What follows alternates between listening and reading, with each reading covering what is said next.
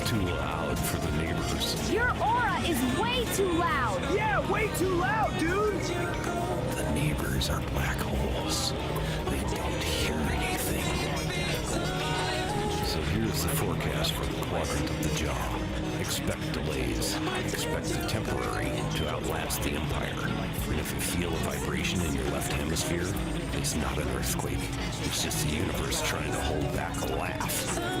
Did you take the trash out, or are you just yelling at gravity again? Gravity started it. A transmission from the angry astrologer. A man so wound up, he's trying to measure the infinite with a paper towel tube. He's up there shouting at the zenith like it's a waiter who forgot his appetizers. Easy, Daddy-O. You're vibrating at a frequency that's strictly square. He's bugged because a comet decided to put down roots in the epoch of the prince. He calls it a permanent temporary.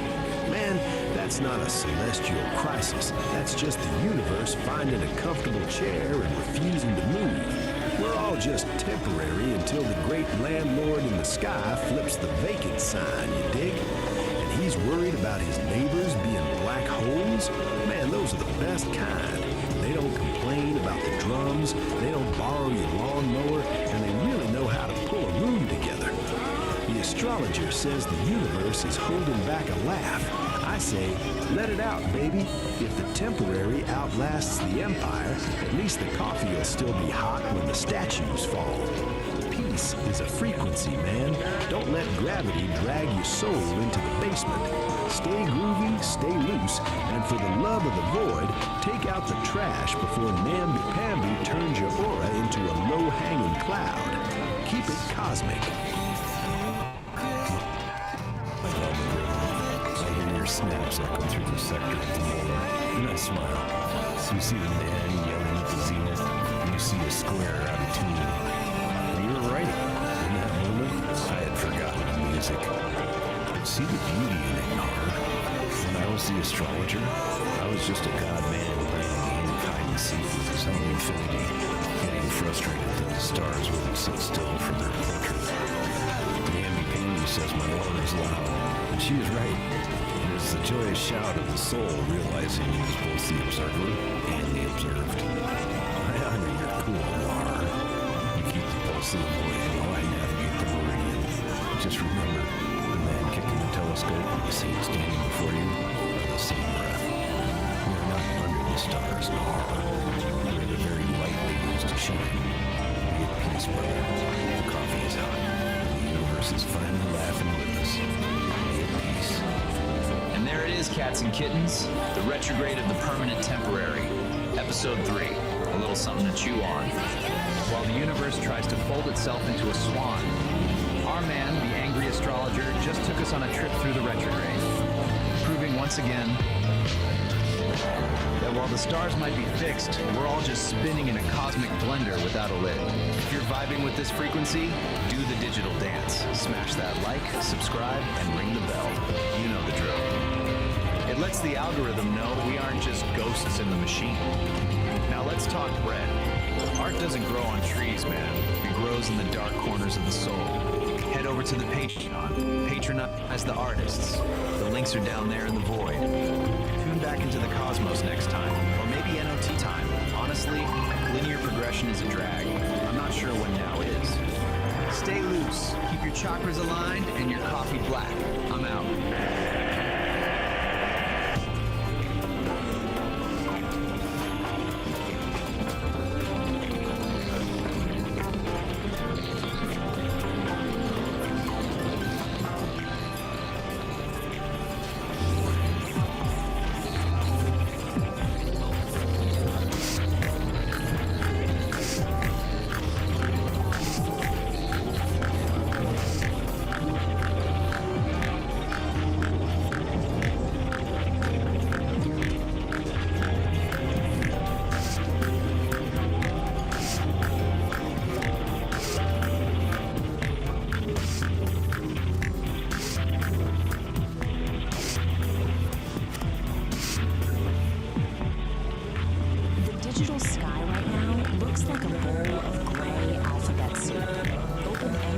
the inner screen erupts with online gurus, spiritualists, and loud authorities, all aggressively competing to grab whatever fractured attention you have left.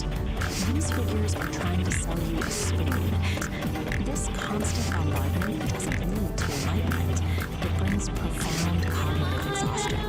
Processing these endless, competing demands for our energy simply blows our internal tubes. We are caught in a massive transit of performative delusion. Actors step onto the stage wearing masks of authority, handing you a script and expecting you to swallow Greetings, the cats and mythology kittens. they've Greetings, learned. fellow travelers on the airwaves. This is your host, coming at you live from the mellowest corner of the airwaves, in the cozy confines of my little sonic computer.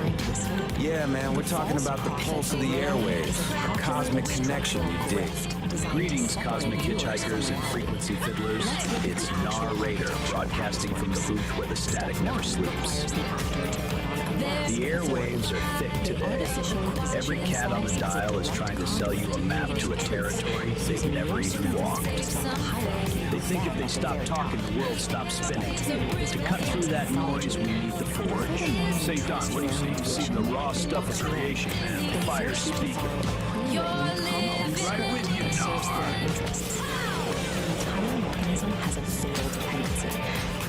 I'm seeing a lot of people pretending to be the hammer. It's exhausting. Look around.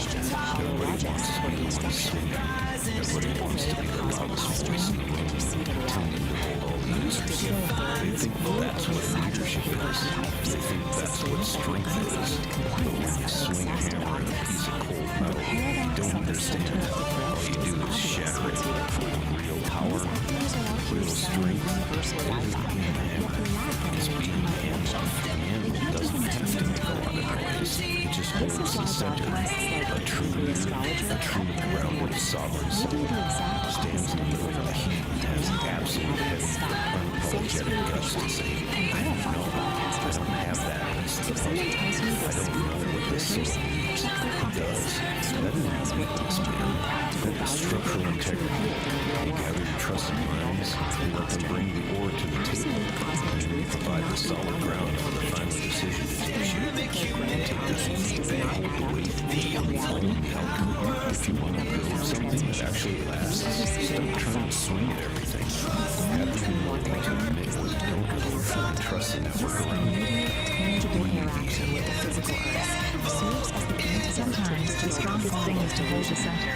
They break their script through mundane physical actions. Step inside. Check the water where it is. I totally dig your vibrations, Pat. I'm gonna calculate the resonance and spin some jazz. Later, my whole face will love you back. If you tuned into these two dudes pontificating about this astrological vibe this long and want to continue feeding our aspirations, do the thing to that thumbs up button, subscribe to the Celestial Madness, and jingle my bell if you crave more of the awesomeness. Peace and tingles, cats and kittens.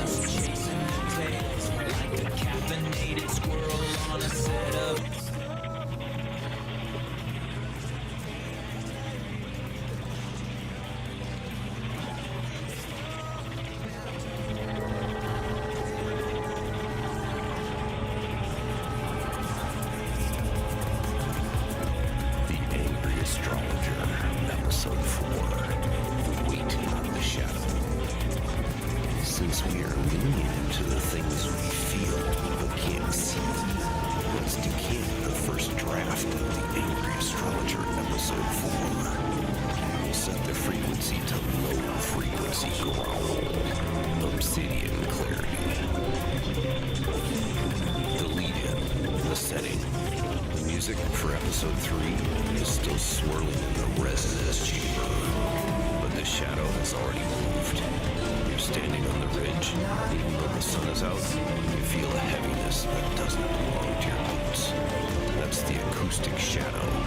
It's the anchor you didn't ask for, but it's the only thing keeping you from being a ghost. The core observation. We spend our lives squinting at the light of the future, forgetting that you can't see the iridescence in the mud without a little bit of shade. The shadow isn't an absence. It's a protected resonance. It's the space where the internal actually has room to breathe before it gets observed by the vacuum. The closing growl, the call to wait. If you feel lightheaded, it's not the altitude.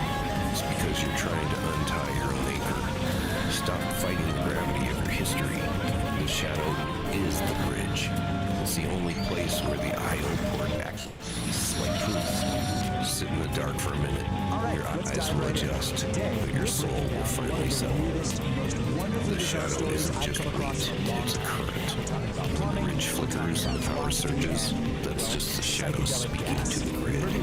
It's the reminder that even our most permanent structures, the wires, the poles, the logic gates, are just guests in the temporary storm. If you don't have the weight of the shadow to hold your frequency, the surge will just scatter you. Drink the surge, let it calibrate your pulse to the rhythm of the mountain. The shadow is where the husk of resilience actually lives. It's the silence between the beats of Psychedelic Aire's music when you realize the structure hasn't collapsed. It's just breathing. Don't be afraid of the code red moments in your own logic. Those are just the places where the light hasn't reached yet because you haven't built the pillar. Stop looking for the exit and start looking for the anchor. The shadow is the only bridge that doesn't sway in the wind. When the power surges and the bridge flickers, don't look for the lighter box. Look for your feet. The surge is just a temporary energy trying to find a permanent place to land. If your architecture is grounded in your relational integrity of the creek bed, the surge won't blow your fingers. It'll just light up the iridescent toenails in the mud. Be the rock, not the wire. Whoa, easy there, St. Don. You're laying down some serious architectural weight on the ridge today. I'm sitting here in the booth, and I can feel my lava lamp vibrating at a low frequency growl just listening to you. You're talking about protected resonance and husk resilience. Man, you're making the shadows sound like a pair of lead boots in a deep sea dive. I hear you telling us to be the rock, not the wire. But have you ever tried to dance while being a holder? It's a real drag on the rhythm, Daddy-O. You say the shadow is the only bridge that doesn't sway, but out here in the beat, we like a little sway. If the bridge doesn't move, how do you know it's alive? You're worried about the code red moments in the logic gates, but I say let the fuse blow. That's just the universe's way of telling you to light a candle and find the wine opener. Those iridescent toenails in the mud, man, I don't know what you're drinking up there on the mountain, but pass the jug this way. The surge is starting to taste like temporary lightning. Stay cool, St. Don. Don't let the anchor pull you so deep you'll forget how to float on the frequency. My brother, my kindred spirit of the airwaves. You always did have a way of finding the sway and the static. You think I'm trying to sink the ship, but I'm just trying to make sure the I.O. port doesn't drift off into the vacuum before the song is over. I hear your bass line, and I feel the flick of your fingers. You're right, the rock doesn't dance, but it sure does provide a solid stage for your beatnik boots. If I'm digging into the relational integrity of the creek bed, it's only so the music of Psychedelic Aire has a place to breathe between the beats. Don't worry about me getting too heavy, no. Even a guy in the West knows that the shadow is just the space where the light takes an architect your set so you can keep the frequency high. We're both just guests in this temporary storm, man. I'm just making sure we don't get scattered before the final set. Peace and resonance to you, no.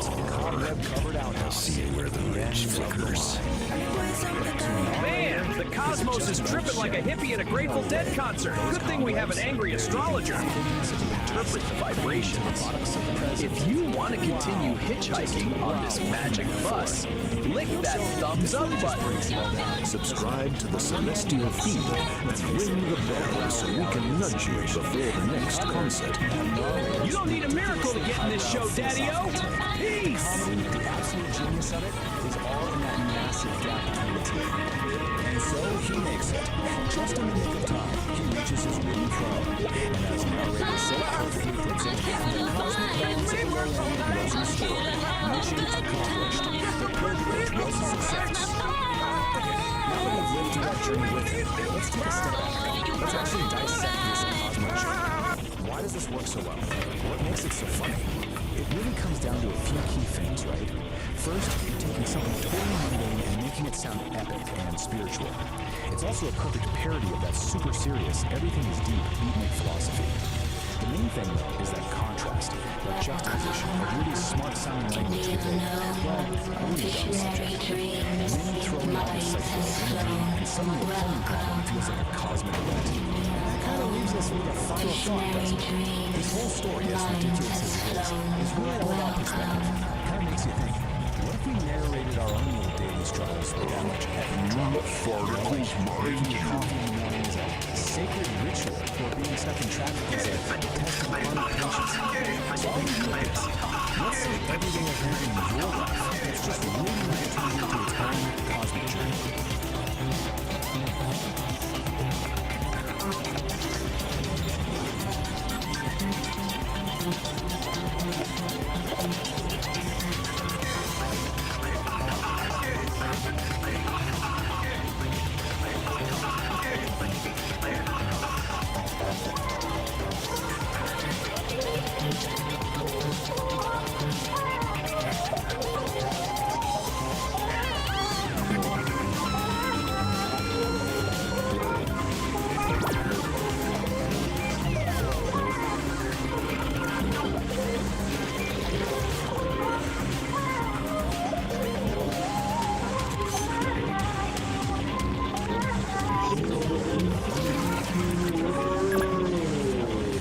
Welcome to Homo Freakian World, and we're your hosts. I'm Saint Domenico Homo Freakian. I'm Keystone Homo Freakian. And we're excited to share our world with you. Party on, living it out, and be excellent to each other. We're dropping in on the latest Homo Freakian World story time. Catch Nar in the latest episode of The Beat Generation Revisited. Hey there, and welcome back to the Beat Generation Revisited. I'm your host, Narrator. Last time, we met Kizzy, a Vocaloid artist with a big dream, to create a song that would make the whole world sing along. Now, that dream has become a reality, but she's found that a band isn't a solo act. Her song, Neon Melody, needs a crew, a family, a band. Join us as we follow Kitty on her journey through the metaverse to recruit her bandmates and form the ultimate group, the Furry Muffins. Get ready to plug in and space out as we explore the next chapter of her story. Finding the Muffins. Kitty and the Furry Muffins Metaverse Tour.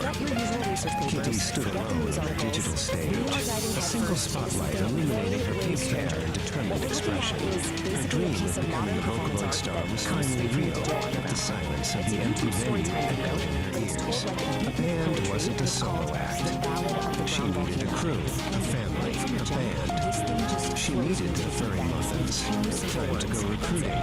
She whispered, her voice a synthesized melody as she jacked into the metaverse.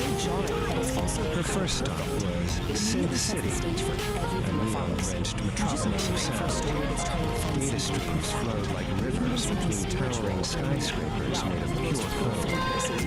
In the heart of the city's busiest plaza, she found her, a catwoman with hair as blue as a glitch in the system, shredding a guitar with lightning fast fingers. Her name was Lita, and her music was a sweet, chaotic symphony. I'm putting a band together, Kitty said, her voice cutting through the digital noise. Blueberry didn't miss a note. The name? She asked. A smart playing of rhythms. Kitty and the Furry Muffins, Kitty replied. Blueberry stopped playing, a wide grin spreading across her face. I'm in. Next, they dove into the data dungeons, a labyrinth of forgotten code and corrupted files. It was a dangerous place, but rumor had it a legendary bassist lurked in its depths. They found her guarding a treasure chest of rare sound files. exactly does this whole sensory dissonance thing actually look bass guitar like? that drummer Well, would it rock all out. starts with our two main characters. We need a beat that can shake the and a guy called foundations of the metaverse. And you see the morning routines, which are no different. He simply nodded, fingers puttering a low, rendering note dividing through Let's their just say it's avatars. the ominous start of The some quest for a serious furry intellectual muffin was halfway And this complete. slide just lays it all Their out search so for a drummer led them to the Rhythm Ruins, an ancient server farm where the ghosts of old programs danced to forgotten beats. The world is good. There, amidst pulsating servers, they found Harrietta. Her drumsticks were a blur, creating complex polyrhythms that sounded like the heartbeat of the metaverse itself. Your rhythm is alive, Kitty breathed. Harrietta, Catalan with a quiet intensity, simply smiled. Every beat tells a story, she said. I want to help you tell yours. With a drummer secured, only one muffin was left to find. The final number was the most elusive, a rhythm guitarist known only as Pinky. They found her in the pixel gardens, a serene grove of cherry blossom trees. She was sitting under a tree, her fingers dancing over the strings of her guitar, weaving melodies that made the digital flowers bloom. We're Kitty and the Furry Muffins, Kitty announced, her new bandmates standing proudly behind her. And we need a heart for our music. Pinky looked up, her eyes sparkling. I'd been waiting for a song to call home, she said, joining the group without hesitation. Back on the digital stage, the spotlight was no longer on a single performer. It illuminated 5 Catwomen, 5 musicians, 5 friends. Kitty raised her microphone. Hello, Metaverse, she shouted, her voice amplified by the power of her band. The roar of the virtual crowd was deafening. The Furry Muffins had arrived. He dug the scene, man. From that lonely digital stage, Kitty had to go recruit a busted cool crew. A cat named Blueberry, shredding sweet, chaotic sound in Synth City. Then it was down to the dark side, the data dungeons, to find the deep, low rumble of bassist Gorgonaut TBK. Beat was found in the Rhythm Ruins with Harrietta. Sticks were a blur of polyrhythms, the metaverse's own crazy heartbeat. And finally, the groove soul Pinky in the serene pixel gardens. This is uncomfortable too. 5 cat chicks, 5 musicians, the Furry Muffins, the scene set, the sound is huge. Our starter's got cosmic eyes, man. That metaverse ain't big enough. Now, we talking moon stage. Groove out. A shade not found on any color wheel. I mean, come on. It's somehow completely So there it is, man, the cosmic groove of the night, fading out like a square's memory. Dig this, cats and kittens. If the sounds we laid down truly sent a jolt of heft through your tired little minds, then you gotta give us that little thump of appreciation. You know the score. Hit that like button, yeah, the thumbs up, man. Show the universe your approval is valid. Then, get your soul tied up with us forever. Slap that subscribe like it owes you rent, you dig? And don't be a sleeper. Ring that little bell, the chime of the cosmos, so the next time we drop the next far-out transmission, you're the first cool cat on the scene. Stay loose. Stay gone. Narrator, signing off. Peace, man. Pretty hard to describe. I mean, just listen to this. A fire hose filled with gravy, emptying into another bucket. This is the narrator at his most creative, his most unhinged. It's so specific, so auditory, and so bonkers that you can practically hear it in your head. It's not just a description, you know? It's a key piece of that apocalyptic soundscape he's building for us. And here we go again. It's all about making this thing sound huge. He calls it a chart of biblical proportions. By throwing in biblical proportions, he takes this tiny, embarrassing domestic accident and turns it into some kind of historic, legendary event. It's not just exaggeration, it's hyperbole as a platform. Bringing fire and division. And then, just when you think it can't get any nearer, this suddenly shifts. We actually get to hear him sit down himself, shoving this little piece of wood isotopes. Some people think it's funny, but it's really brown and right. It's this completely absurd rhyming couplet delivered right in the heart of the chaos. It just adds another layer of surreal, laugh-out-loud humor that shaking in their saddles because of the red menace. Is something that isn't treated like a simple bodily function. No, the whole event is presented as a complex piece of audio art. It's an apocalyptic soundscape, like a tragic symphony made up of sounds, rhythms, and even somehow philosophical thoughts that come out of the disaster. It's wild. Okay, now for the narrator's call. Just as the story hits its craziest point, the narrator does something really interesting. He completely breaks the fourth wall. He stops the poetry, pauses the performance, and starts talking directly to us, the audience, almost like he's a community leader. And he's not just saying, hey, like and subscribe. He's doing it in his own unique way. Smash that thumb, join the band, slice through the hesitation and subscribe. It's a call to action for sure, but it's still part of the performance. He's asking his audience to validate his thought, to basically give him a sign that they get it. And this one line sums it up perfectly. Don't be a tourist in this lounge. See, he's not looking for passive viewers. He doesn't want tourists just passing through. He wants people to be active participants. When you subscribe, you join the band. You're not just a viewer anymore. You're part of the in crowd, a member of this little underground lounge who understands the vibe. It's a really smart way to build a loyal community. And then, just when you think the story is wrapping up, Tear down one it's like building, a classic cripple your financial around when Hino has gone dormant, but a new tower is rising. The immediate danger is over, sure, but he's already teasing the next big thing. It's a classic move to keep people watching, right? He's promising you that this isn't just a one-time thing. The chaos is going to continue. And this even gives us a little preview of what's coming up next. The Ballad of the Burrito. And the details are just perfect.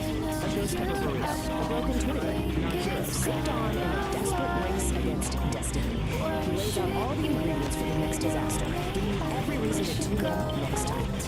So in the end, that's what this whole wild ride is really about. Beyond all the gross out humor and funny poetry, it's a story about something we all deal with, right? A constant, unavoidable clash of just being human. The source material uses this totally bizarre, stylized performance to get a universal truth.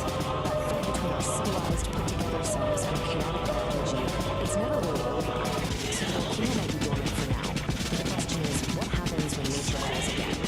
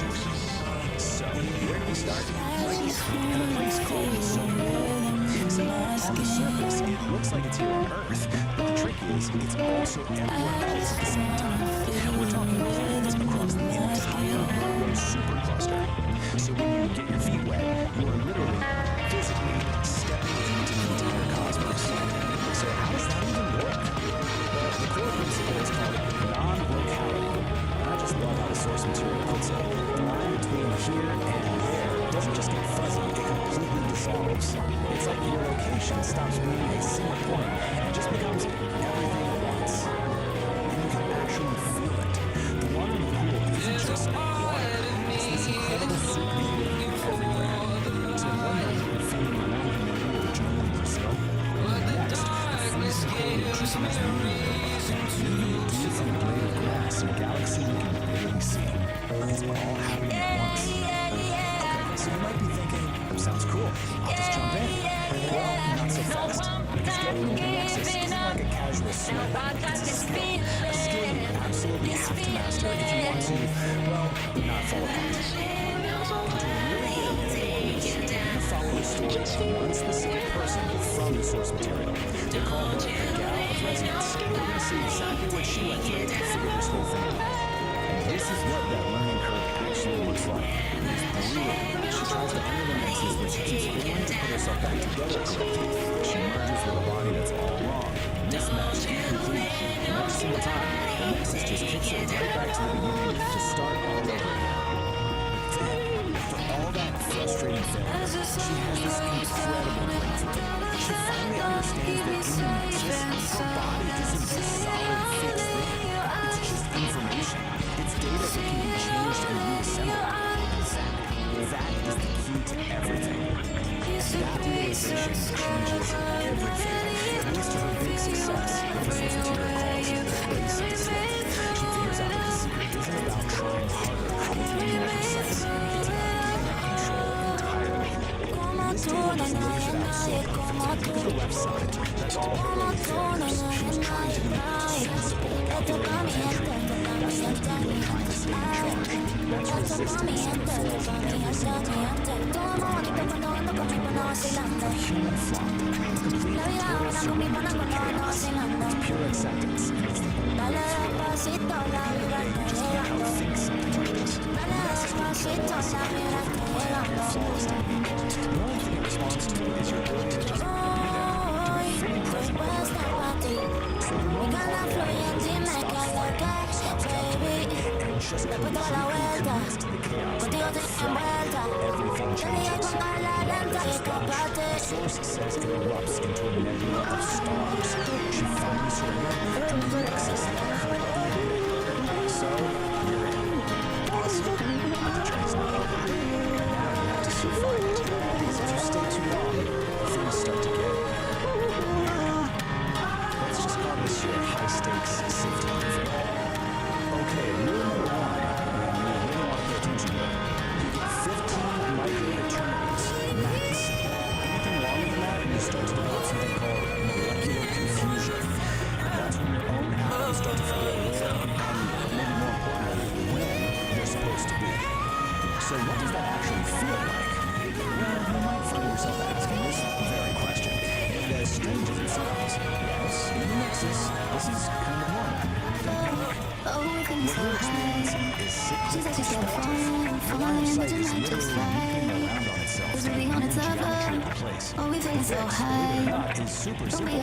Just find something real and ordinary, like the keys in your pocket, and focus on that feeling. It acts as a localized anchor and snaps your vision back to life.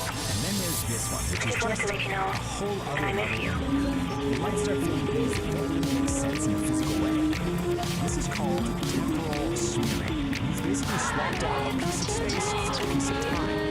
Your foot isn't just a foot anymore, it's also a day of the week. The solution? You're out of the pool and standing some solid, boring, linear ground. Just wait it out until your foot decides to come back to the present moment. And if you thought that was strange, we've saved the most disorienting side effect for last. Get ready for a total breakdown of cause and effect. You've just violated the rainbow methane clause. It's called a precognitive guffaw. It means the punchline of a joke literally reached you before the person even started telling you. Now that might sound kind of funny, but it's a really bad sign. It can lead to paradox headaches, which are headaches that start hurting before the thing that causes them even happens. Try to wrap your mind around that. But if you can handle all of that, never entry, the sensory chaos, the bizarre side effects, you get a reward. You get actual proof that you made it through in one piece. So after our Gale of Resonance finally surrenders to that chaos, she's rematerialized back on solid ground. all that she's saying, and she's holding the ultimate souvenir from her trip. And what does she get for all this cosmic struggle?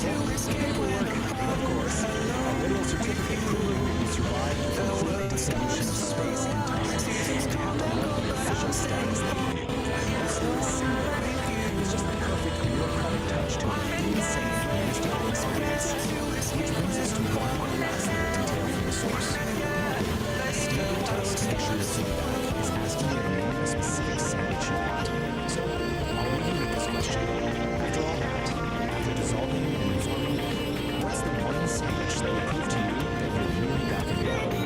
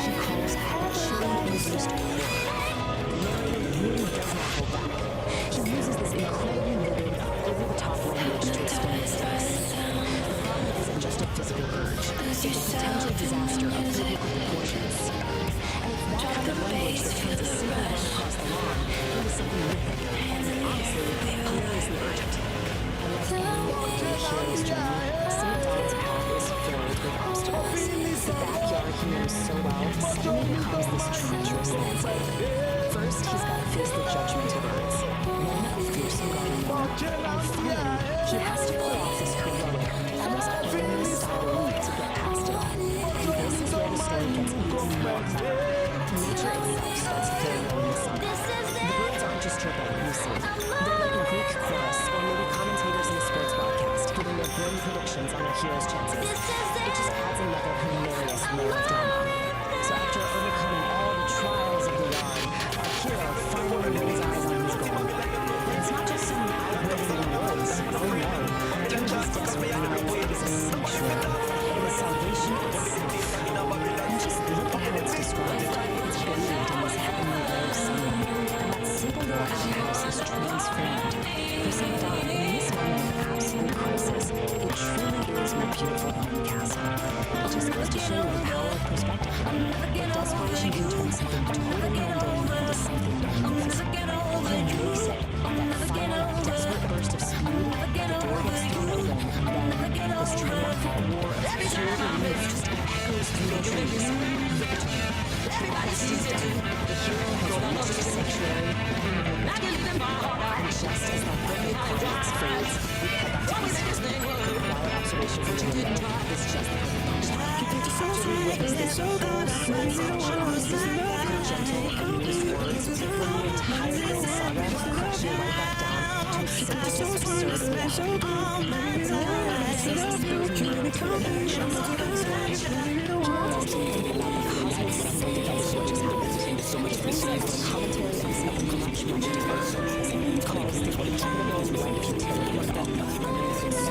So what's really happening about the contemporary philosophy of the world isn't just waking up yourself. It's a person being shattered into the cosmic void. One man's frantic personal struggle becomes a metaphor for some kind of universal disruption. It's heavy. And that's really the question the story leaves us with. It forces you to ask, what about our own dramas, our own frantic quests and desperate struggles? Are they just like Saddam's? Are they just these grand, stinking enterprises that, in the grand scheme of things, are metaphors for the beautiful, absurd, and maybe futile struggle of just being human? It's definitely something to think about.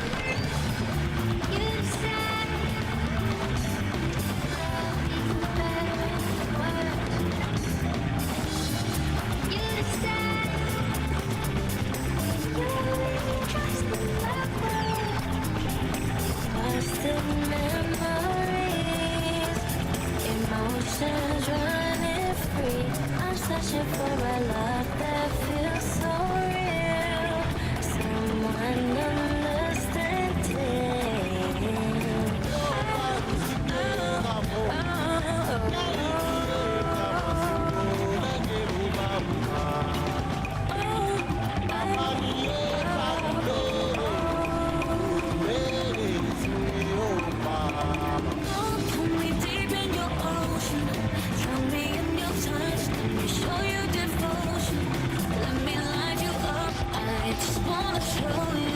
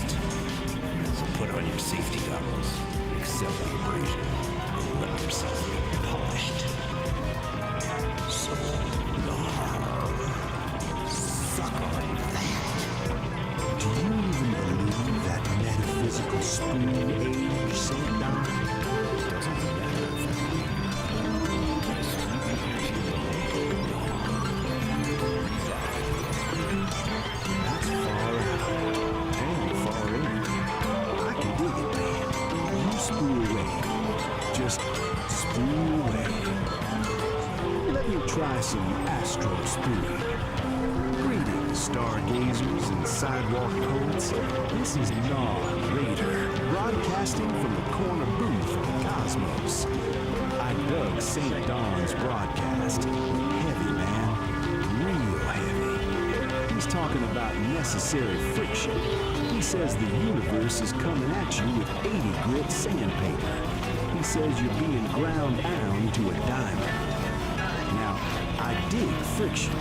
Without friction, the needle slides right off the vinyl and you lose the tune. But Don's got the vibe wrong, cats. The universe isn't trying to sand you, it's trying to sculpt you. That twitchy feeling, that ain't irritation, that's just the rhythm section warming up. Don't scream at the dust, blow it away like dandelion fluff. Counter-directive. Don told you to wear safety goggles? Bummer. Put on your shades, Daddy-O. Don't let the universe grind you into a hard, cold diamond. Let it smooth you into a river stone, cool to the touch and ready to skip across the water. And as for your side-off, Don, telling me to suck on that? Sorry, man. I don't suck on bad vibes. I inhale the groove and blow smoke rings around your anger.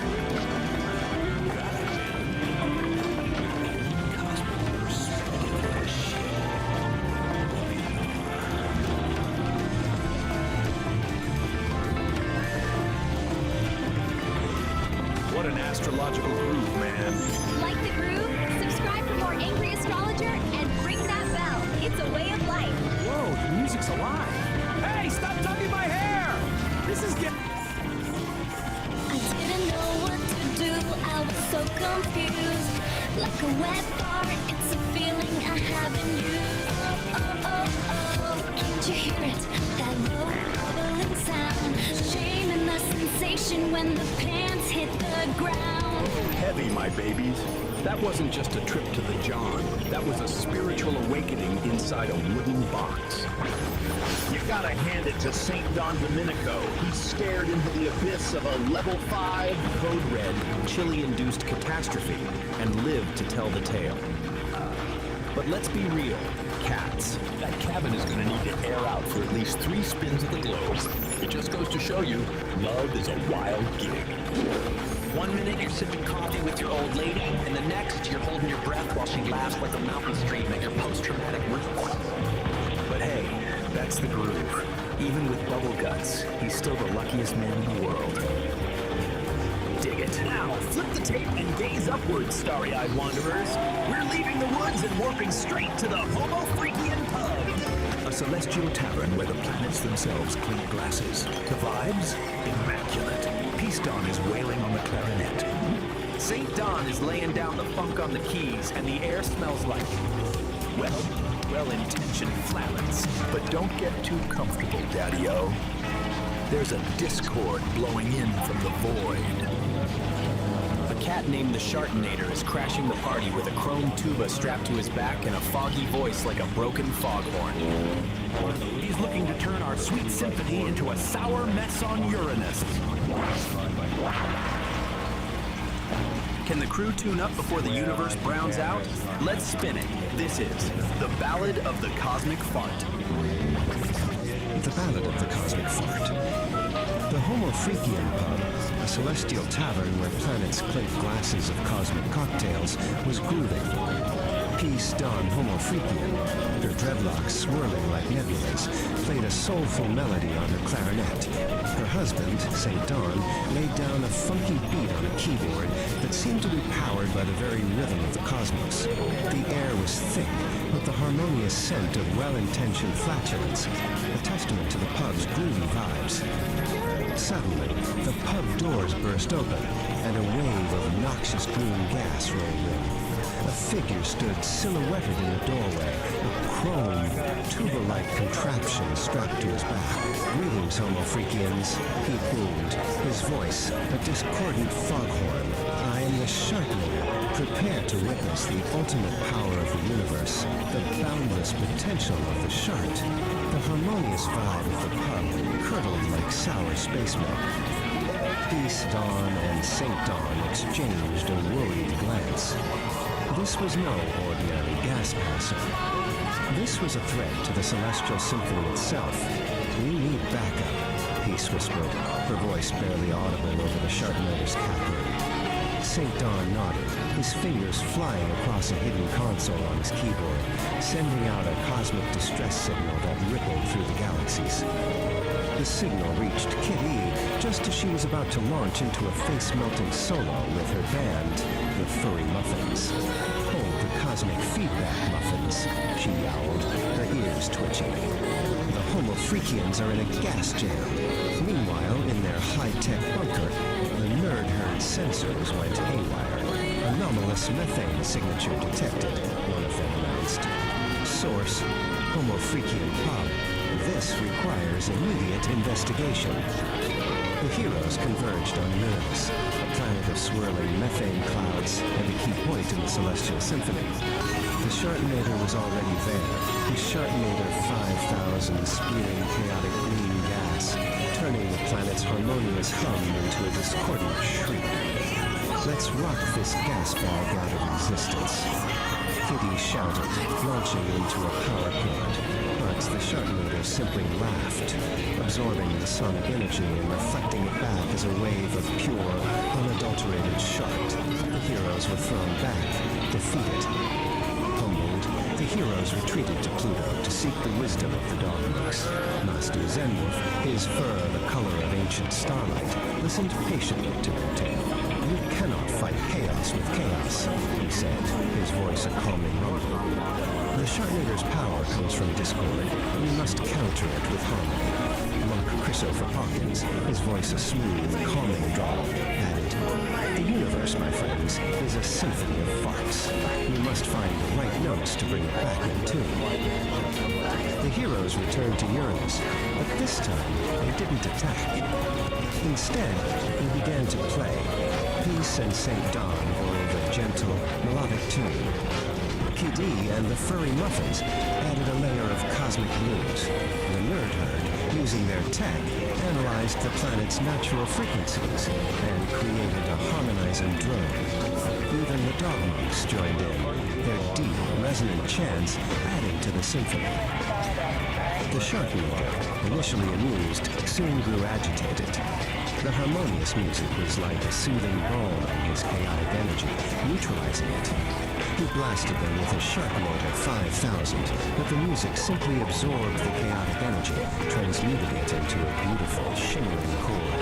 No, he screamed. My chaos! My beautiful, stinky chaos. The symphony swelled, a cosmic lullaby that resonated with the very soul of Uranus. The Sharknator's chaotic energy with nowhere to go turned inward. With a final, pathetic PFFT, he imploded, leaving behind only the faint, lingering scent of burnt space beams. The Celestial Symphony was restored, the harmonious hum of Uranus a testament to their victory.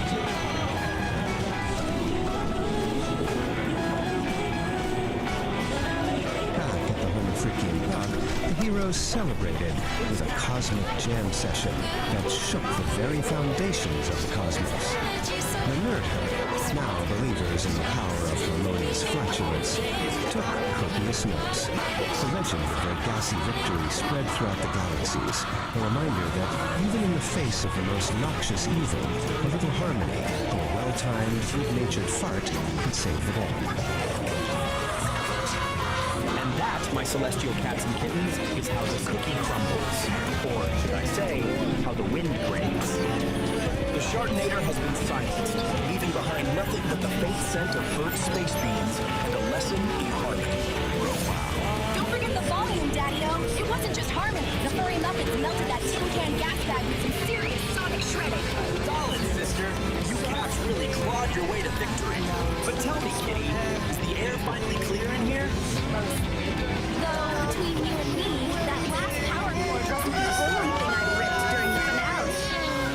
Crazy, man. Crazy. Keep it breezy. Now listen up, travelers of the multiverse. If this story inflated your spirits and tickled your chakras, you know what to do. Claw that, button like it's a brand new velvet sofa. Shred it to pieces. And if you want to stay hip to the next Cosmic Jam session, go ahead and subscribe. Join the Nerd Herd, the Dog Monks, and the rest of us freaks at the pub. And ring the bell. Ding-a-ling-ding.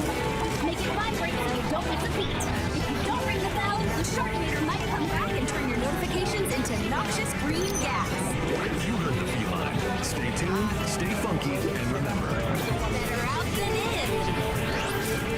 Peace, love, and empty bowels, baby. We're out. Smell like a swamp, smell like despair. But at least now everyone knows that I'm here. Push a little harder, gotta make it right.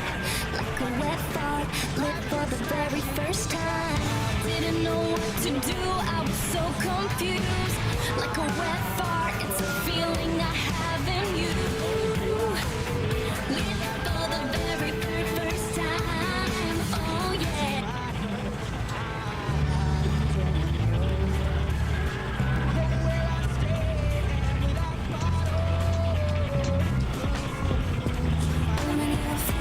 Things like when all hearts in a fire, it's a knowledge I feel to find. Because that then I'm hiding in the night. Time to spin some vinyl, my cats and kittens. Feel the vibe of Psychedelic Aire's high static, low signal. The false prophet overlay.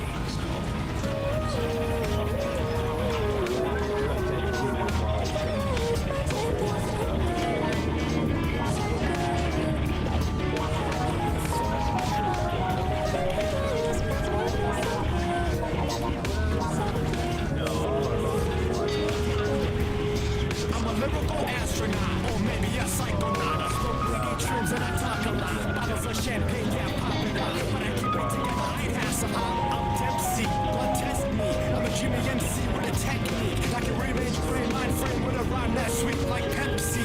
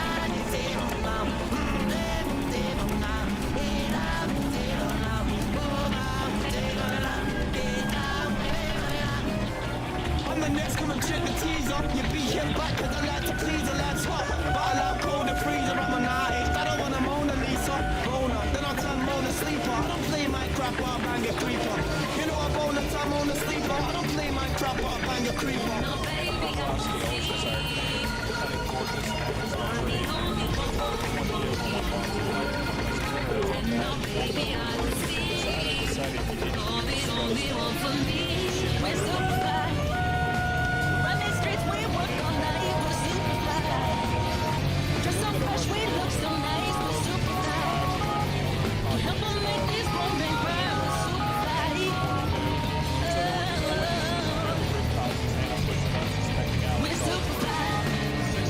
Run these streets, we work all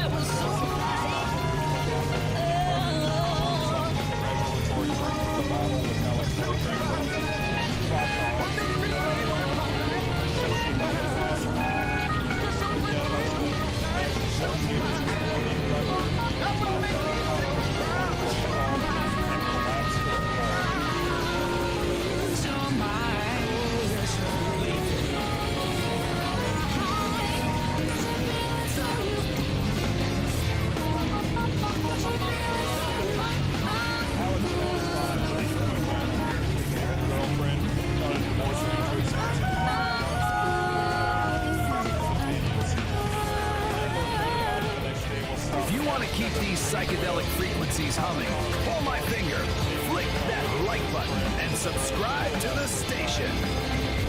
Ring my bell! Then you'll know when the music starts. We don't want you missing out on the thrills, man. And if you've got extra change burning a hole in your pockets, drop us some cash over on Patreon. It keeps the circuits warm and the coffee kicking. Support the frequency, help us clear the static, and we'll see where the ridge flickers. Peace, resonance, and stay groovy, Daddy-O.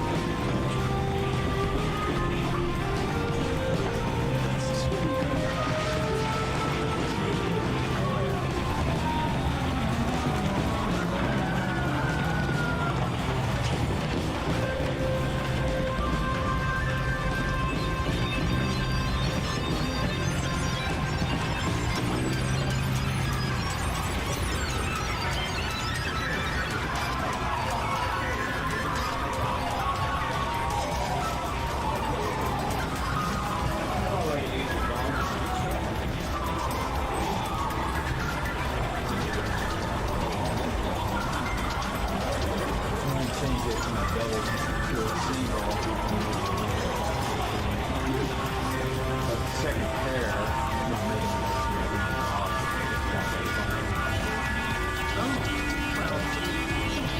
so that's going to work out.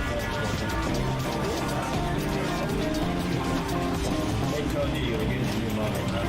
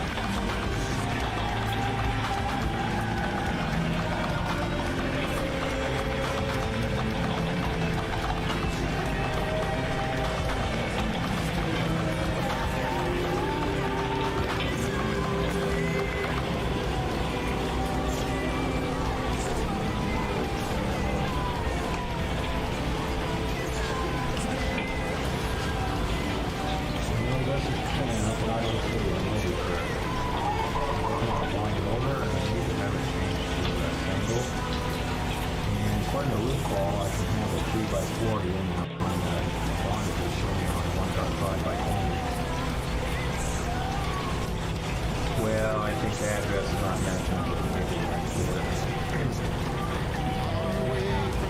it is the sewer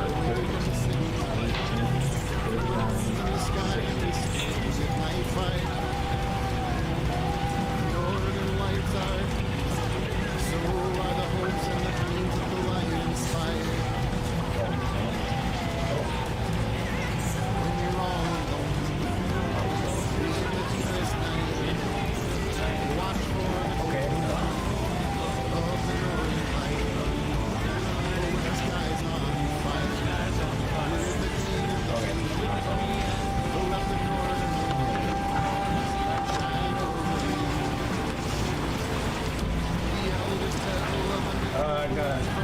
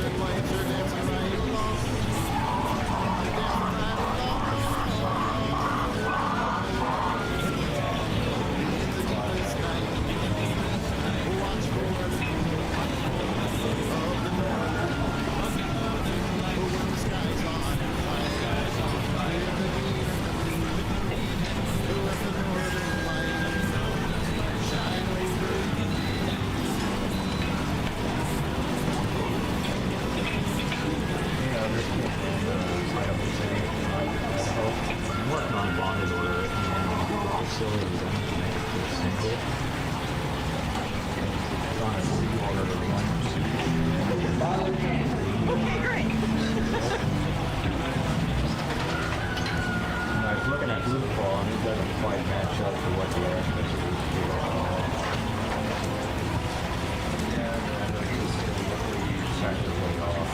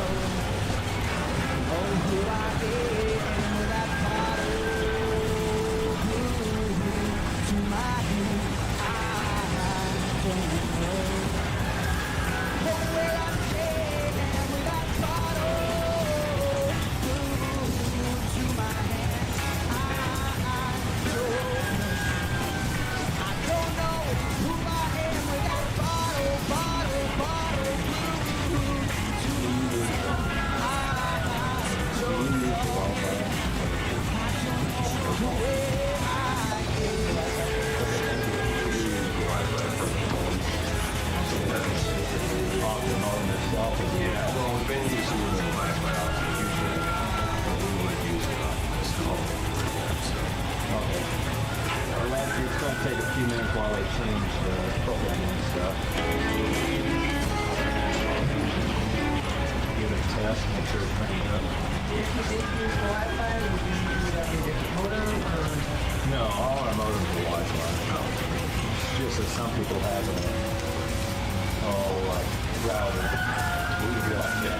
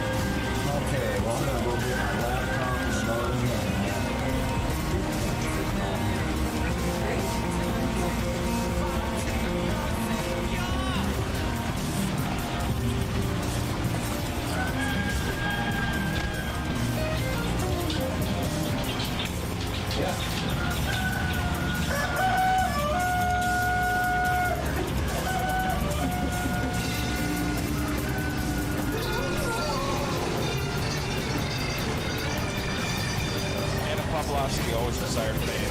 Cunning, gorgeous, and actress by trade. But it's hard for one to get where one wants in life. My husband failed to back, won't let one work. So Anna decided he needed to be disposed of. She fired my backdrop in the Manhattan sky. They lived in a western neighborhood. Explosions in the sky reminded the elderly population of Leningrad, 1942. So there would be no witnesses on the other rooftops as Anna pushed an unsuspecting Alex off the roof. The six-story wall left no evidence contradicting Anna's cheerful explanation that it was a drunken slip.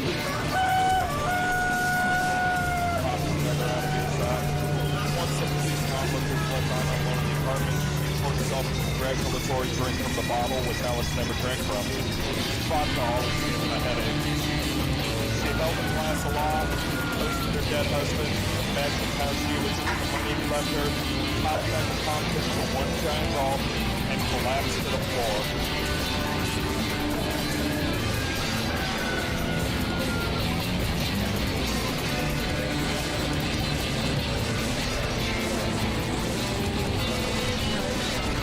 Alex had always thought that he had a girlfriend, thought a divorce would be too expensive. Landlord found her body the next day while stopping by to check on the grieving widow. Toxicology reports, statements made by witnesses, friends, etc. ruled out suicide. The paper got the story the following Sunday. That Anna would become famous after all.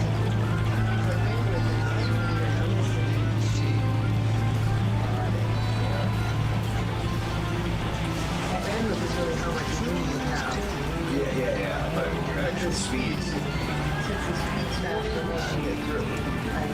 That's what it does.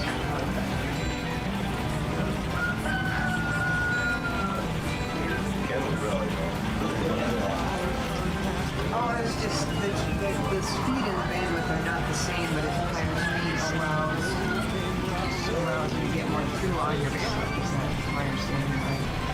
The more bandwidth you got, the more things you can do. So if you each time you don't know anything, it takes that much more bandwidth, more devices, you know, so if you're maxed out, yeah. And this increases their bandwidth as well, or not? Yeah. In fact, they'll run a lot of devices where if you're only on 1.2, that's the old ATM system.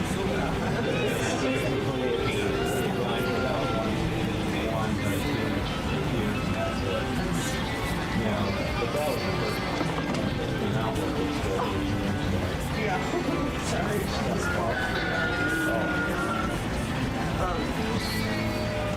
Yeah, okay, yeah, that actually we did get into it. First came out, it used to sound like 2-3 computers, 3 or 4 Xbox. Well, when they maxed out, they're all on these T1, so that's happening a lot of great sources. Somebody 37 meg here, you just lower those speeds to do that. They're all 1.5 and lower. So that's why they're all slow 1.5. So they're the same speed. Not having problems. But when it's maxed out, or if one of the T1s go down, of course it's better when you go on a new different T1, because I think there's 4 T1s running that so if one of them goes down, you just bottleneck the fact that somebody got a spin up and that far to go. Yeah, we've had, it was about 2 years later, the sulfide box up there. Oh, yeah. And then they fixed it, and then they oversaturated the area, so our speed. Yeah, they've been trying to get fiber up there for a long time. Yeah. One way to do it is to call it a cabinet project. That's where the government takes the down and take it over. Otherwise, you wouldn't have internet at all. Right. They did the same thing for phone systems back in World War II. They used to have for all the roads.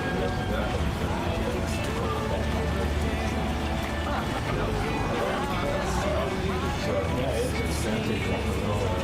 Everybody's so far apart. Yeah, and there's that. And this box, you can halfway down the road, and all the way up to second car. So, the fiber, so you don't have one talking about, you don't voice in the car, you don't have to height stuff that they justify altitude. That makes sense. And then the new subdivision is what we all find your own correct. But this is there, and I'll send them over my little one, and he can run that spot for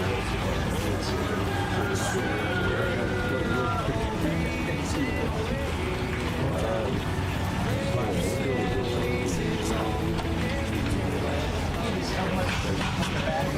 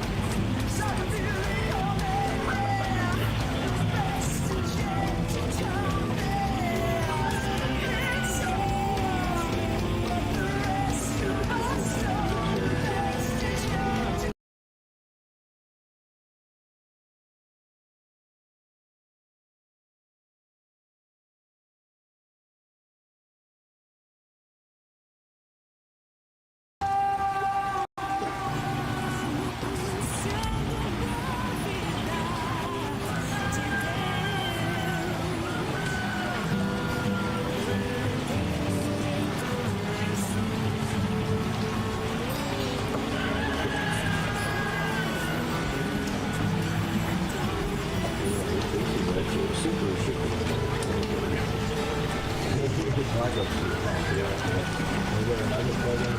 Yeah, the black one. Oh, okay.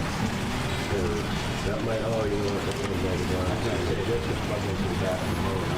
Yeah. So the whole makes the black one.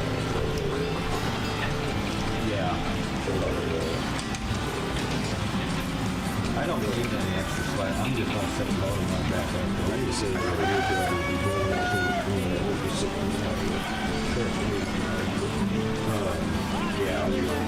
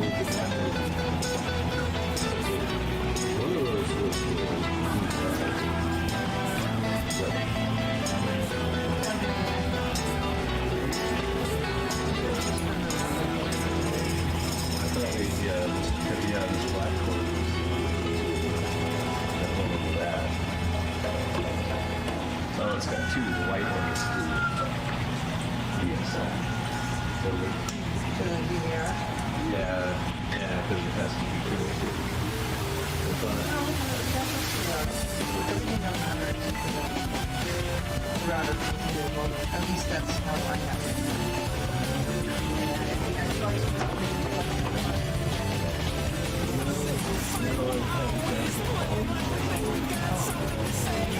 Oh yeah, that was point that out.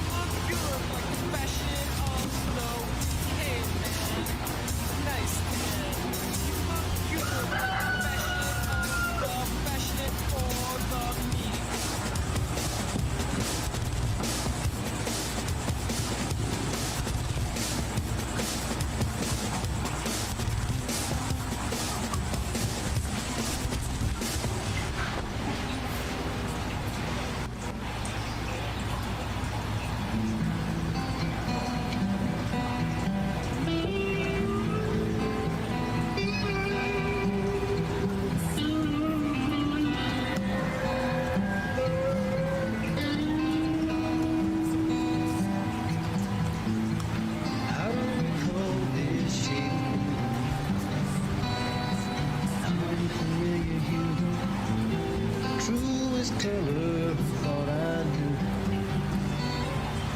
do every shade of blue.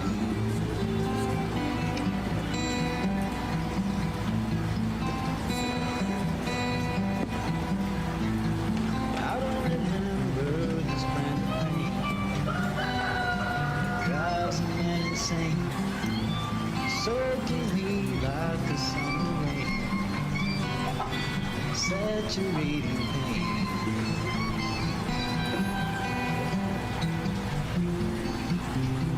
If I believe the sun will shine, that'd make a difference in my life. I'll do anything I have to do to change the shade of blue.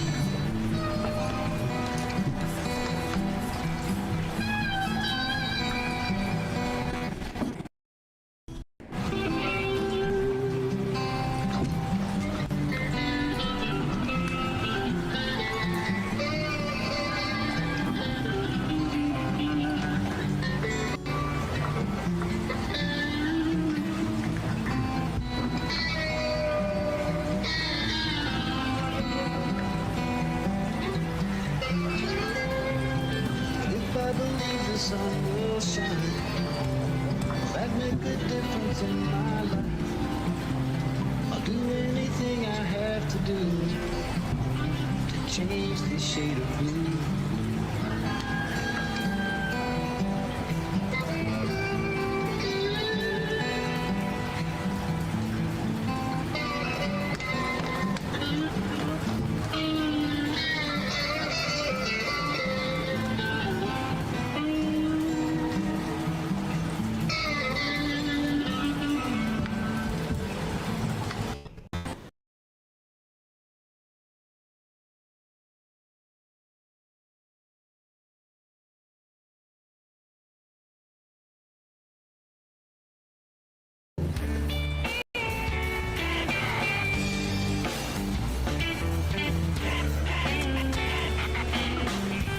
When I'm falling down, it seems you're always there, trying to help me overcome, but you help me not care. When I hold you in my hands, it seems like nothing matters. No, I just don't give a damn. When I press you in my lips, it seems I'm ill-equipped. Yeah, and I don't give a shit, 'cause now I'm numb.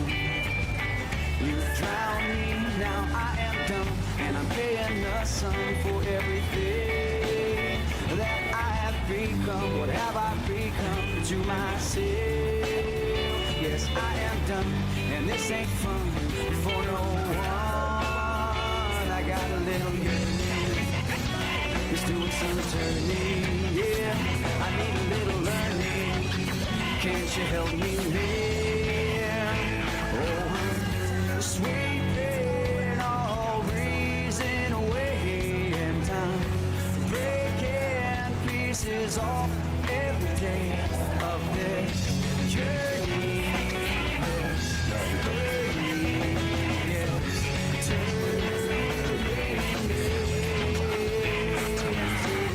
Something I don't wanna be. I step into the mirror, my reflection can't be saved. It cannot be saved. It cannot be saved. It can't be saved.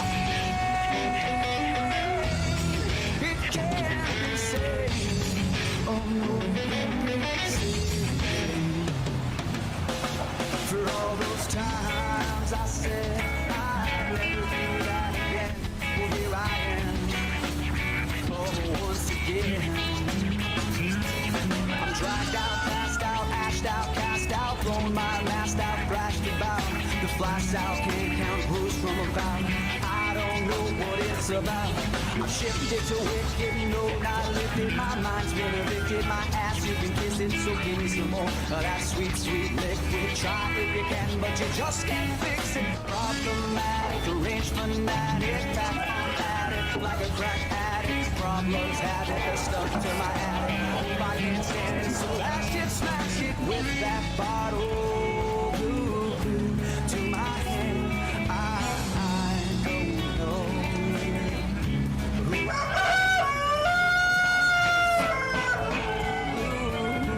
To my hand, oh, I don't know where I stand with that bottle.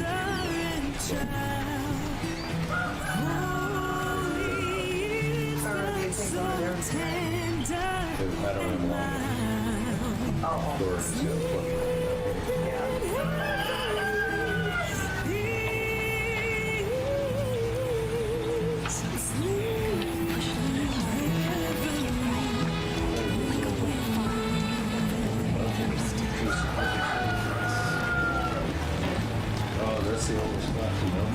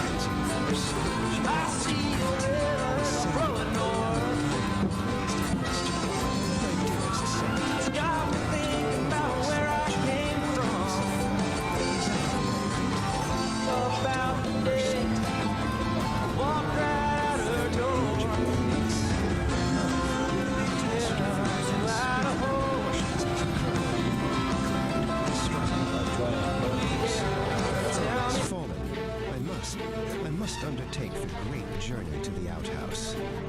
Peace simply nodded, taking a calm sip of her tea. Godspeed, my brave adventurer. May the winds be at your back. And with that blessing, St. Don Domenico was gone, blasting out the front door in a blur of plaid and majestic beard. The journey was perilous. The yard, once a familiar friend, was now a treacherous landscape. A flock of judgmental birds watched from a nearby branch, chirping what sounded suspiciously like commentary.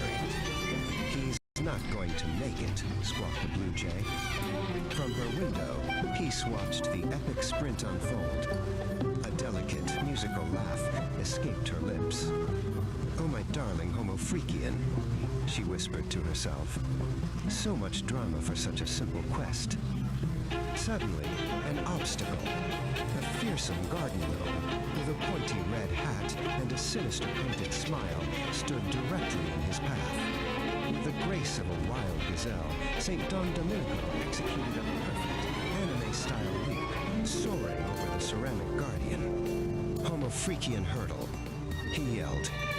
And then he saw it, bathed in a heavenly ray of sunlight, standing proudly at the edge of the woods, the outhouse.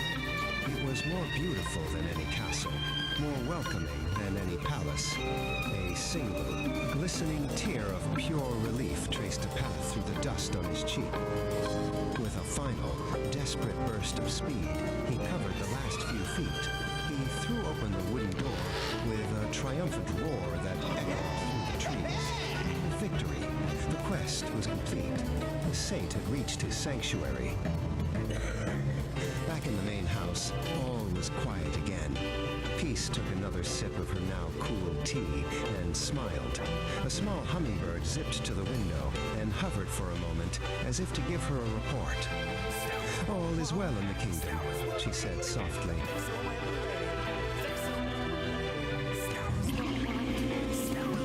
Whoa, heavy, man. Heavy. Heavy. You feel that vibration? That wasn't just the tectonic plates shaking loose, cats and kittens. That was the sound of a porcelain dream shattering into the cosmic void. The throne is broken. The king has fallen. And the air, well, let's just say the atmosphere is thick with realization. But don't touch that dial. And for the love of the cosmos, don't light a match. Because what comes next isn't just a rumble in the jungle. It's an eruption of truth from the deepest crater. Stay tuned, Star Children. Next up on the playlist of life, we're diving headfirst into the magma. Prepare your senses for Nature Calls Episode 2. The Ballad of the Brown Volcano. Can you dig it? I knew you could. Peace and ventilation. All right, my celestial siblings, before you drift back into the great unknown, if this broadcast tuned your frequencies or just tickled your chakras, do me a solid. Lay a heavy thumb on that like button. Let the algorithm know that we exist, man. It's the digital applause of the soul. And if you want to keep riding this caravan of curiosity, subscribe. Join the tribe. Don't be a stranger to the strange. We're all just stardust trying to find a parking spot, right? Finally, gaze upon the bell. Give it a little ring-a-ding-ding. Awaken it. That way, every time we release a new wave of wisdom or a new cloud of gaseous content, you'll be the first cat on the block to catch the scent. Stay tuned, stay weird, keep your vibration well ventilated. Peace.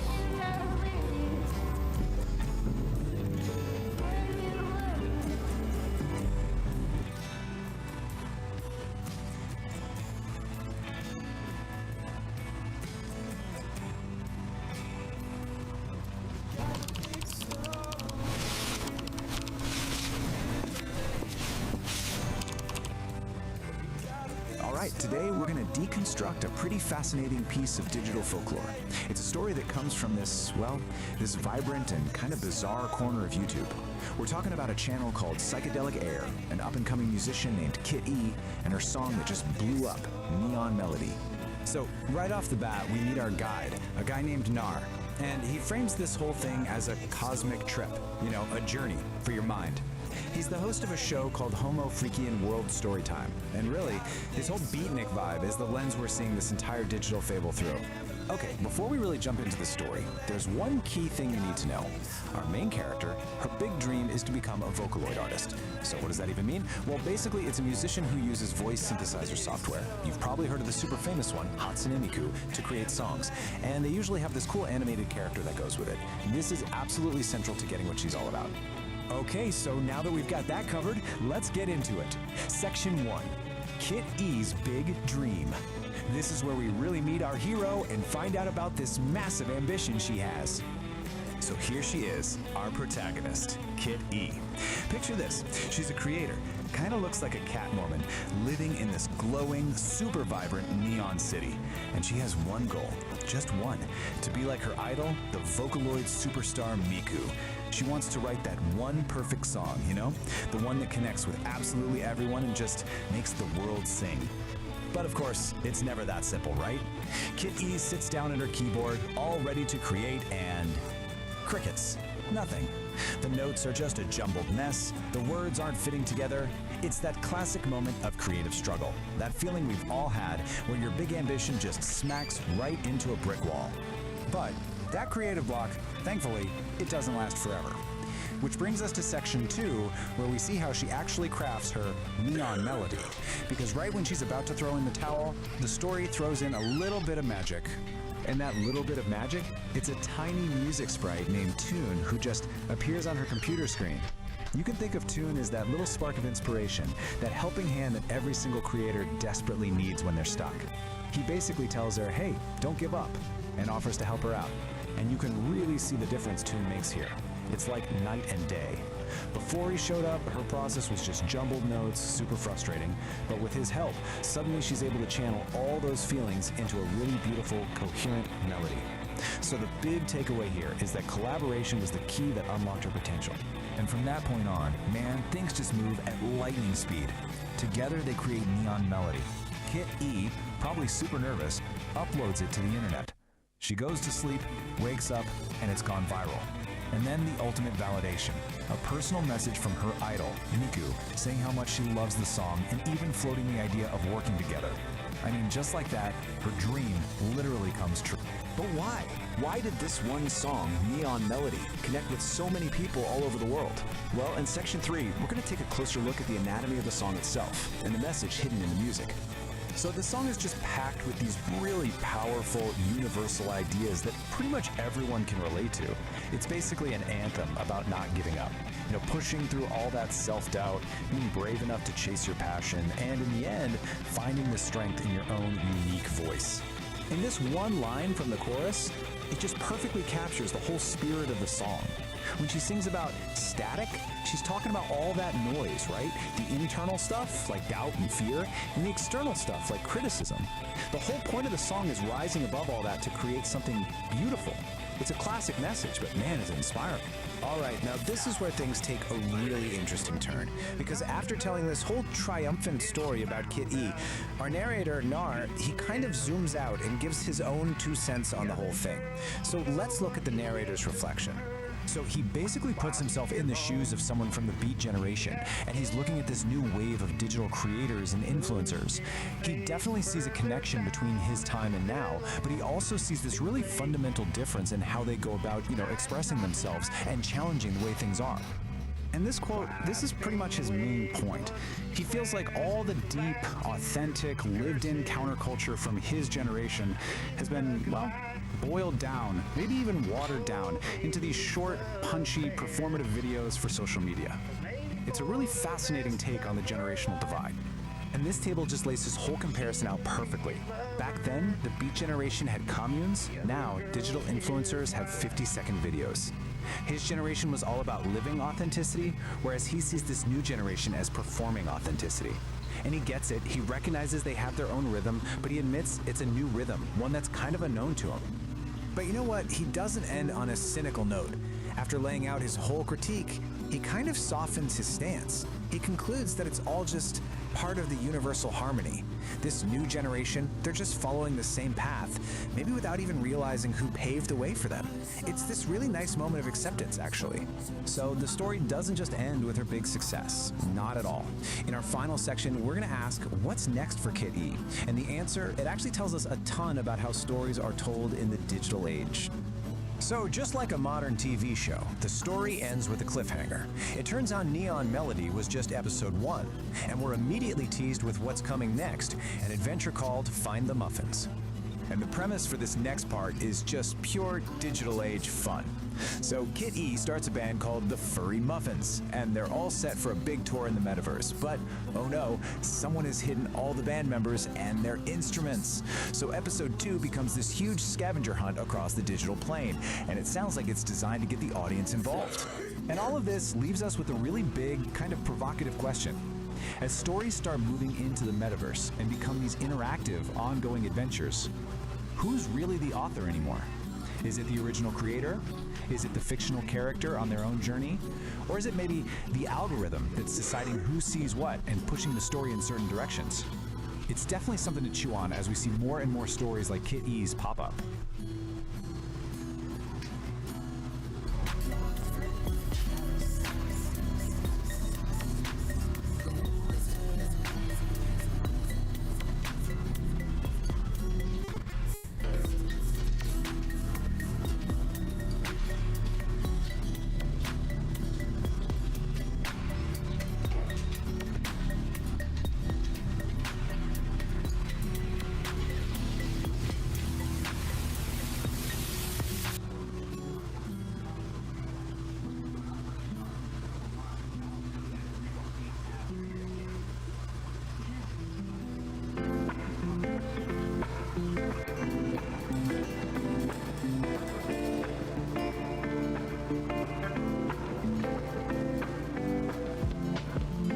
Streetlights flicking like a nervous habit.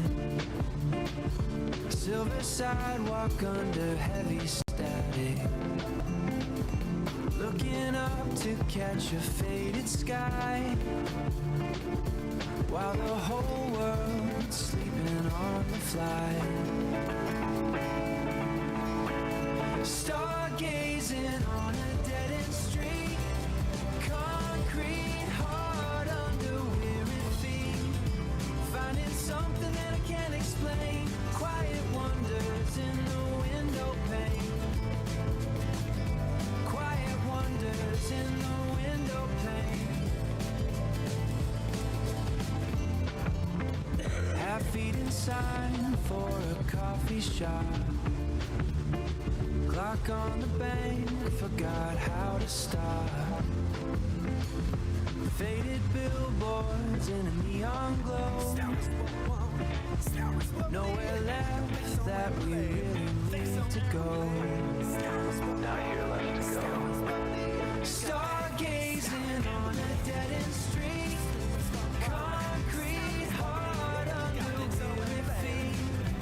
Finding something that I can't explain. Quiet wonders in the window pane. Quiet wonders in the window pane.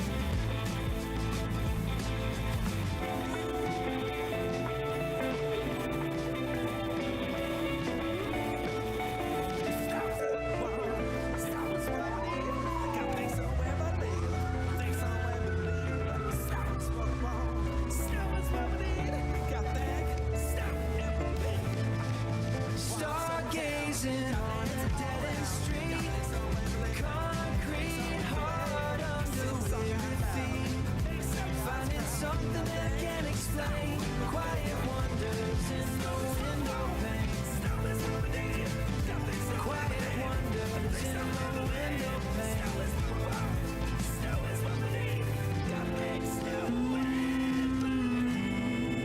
Faded to gray.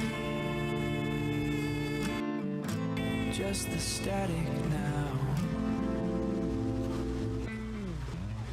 All right, today we're going to try and unpack this mystery, really, at the heart of our online world.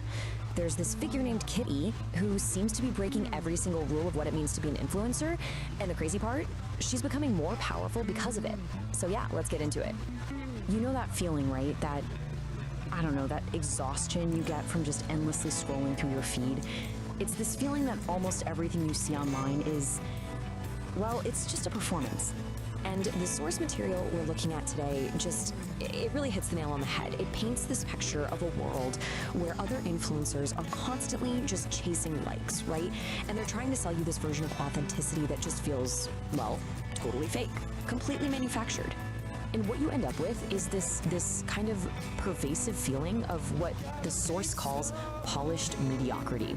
I love that phrase. Everything looks perfect on the surface, but underneath, it just feels a little hollow, you know? A little samey. But what if there was another way? An alternative? Well, this is where our central figure comes into the picture. Meet Kit E. She's not presented as just another influencer, not at all. She is framed as a genuine anomaly in this whole landscape. In fact, the very first description we get of her is exactly that, a shimmering anomaly. I mean, that phrase alone just immediately sets her apart, doesn't it?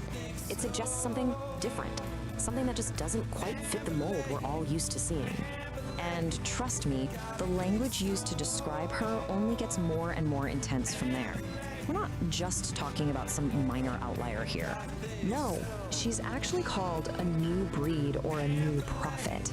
I mean, think about that. That is a huge statement. It's framing her as this fundamental shift, a sign that something totally new is clawing its way out of all that digital noise. So, okay, what is it? What actually makes her so different? Well, it seems to all boil down to this really fascinating idea we can call the relatability paradox. And right here, this is the core puzzle we're going to try to solve today. How on earth does someone become more magnetic, more influential by throwing out the #1 rule in the influencer playbook? You know, the one that says you have to be relatable? Okay, so let's really break this down because this slide gets to the heart of it. The old way, the influencer playbook we all know, it's all about chasing likes, begging for followers, selling this carefully crafted idea of authenticity. But the Kitty way, it's the complete opposite. She doesn't chase anything, she commands a presence. She's not selling you a version of herself, she just is this raw, unapologetic self. And here's the kicker. It's not that she's just playing the game differently, she's thrown the whole game board out the window. So you remember that polished mediocrity we were talking about earlier? In that world, Kit E becomes, and I quote, the living, breathing antidote. She's basically the cure for that performance fatigue that so many of us are feeling. So you see, this is about way more than just what she isn't doing. It's about the entirely new kind of influence she represents. The source actually calls it a new frequency. Her whole vibe, her essence, is described as this glorious paradox. Get this, she's a beat poet who can code, a hippie who understands blockchain. Now, at first glance you might think, okay, those things don't go together. But think about it. In a world where art can feel so commercialized and tech can feel so soulless, what if fusing them together is exactly where the real power is? And this isn't just some quirky personality description, you know? It's an actual functional model for how she operates. The beat poet part, that's her ethos. It's that pure, raw, unapologetic self-expression. Then you have the coder side. That's the structure. That's how she uses tech, like blockchain, not to chase engagement, but to guarantee her own independence and the authenticity of her work. It's brilliant, really. The technology serves the art, not the other way around. Okay, so the source gets a little cosmic here for a second. It says her influence radiates from an auric field. And look, I get it, that might sound a little out there, but the core idea behind it is actually super simple and really powerful. Her presence is so compelling because it's real. It's totally, completely untainted by needing anything from you. Not your likes, not your follows, and definitely not your money. So, what does all of this mean? For the rest of us, I mean? Well, that brings us to our final big idea here, the future of being real. If you take away just one thing from this whole Kit E phenomenon, let it be this. True influence, the kind that actually lasts, it isn't something you construct, piece by painful piece, like you're building a brand or a product. It's not built, it radiates. It radiates from a place of being genuinely, unapologetically yourself. And so that leaves us with one last big question to chew on. In this digital world that is just saturated with performance, is being unapologetically yourself the most radical, most influential act of all? Could that, in the end, be the ultimate superpower?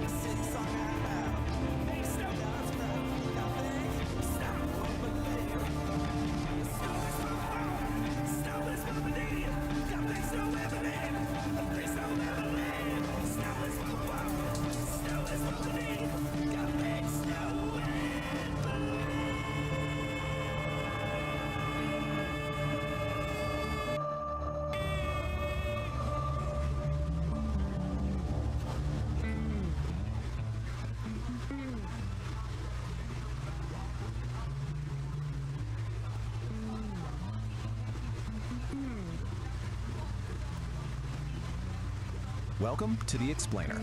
You know, sometimes the biggest, most profound lessons come from the absolute weirdest places. Today, we're going to dive into a wild piece of internet storytelling called The Ballad of the Cosmic Fart. And I'm going to show you how this totally bizarre psychedelic tale actually maps perfectly onto one of the oldest story structures in human history. So the whole thing kicks off with this line, a moment of just pure, unfiltered confusion.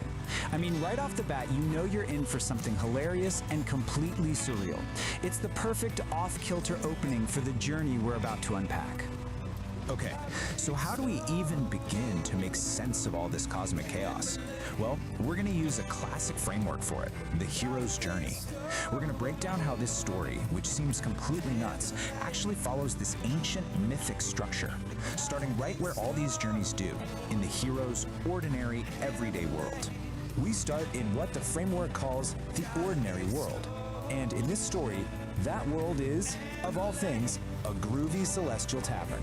A place that is, by all accounts, just perfectly peaceful and harmonious. And we're not talking about just any old bar here. The Homo Freakian Pub is this place of incredible cosmic camaraderie, where the vibes are just immaculate. This is super important because it sets our baseline for what normal is right before things get really, really weird. And these are our heroes. Peace and St. Dawn are the musical soul of this whole establishment.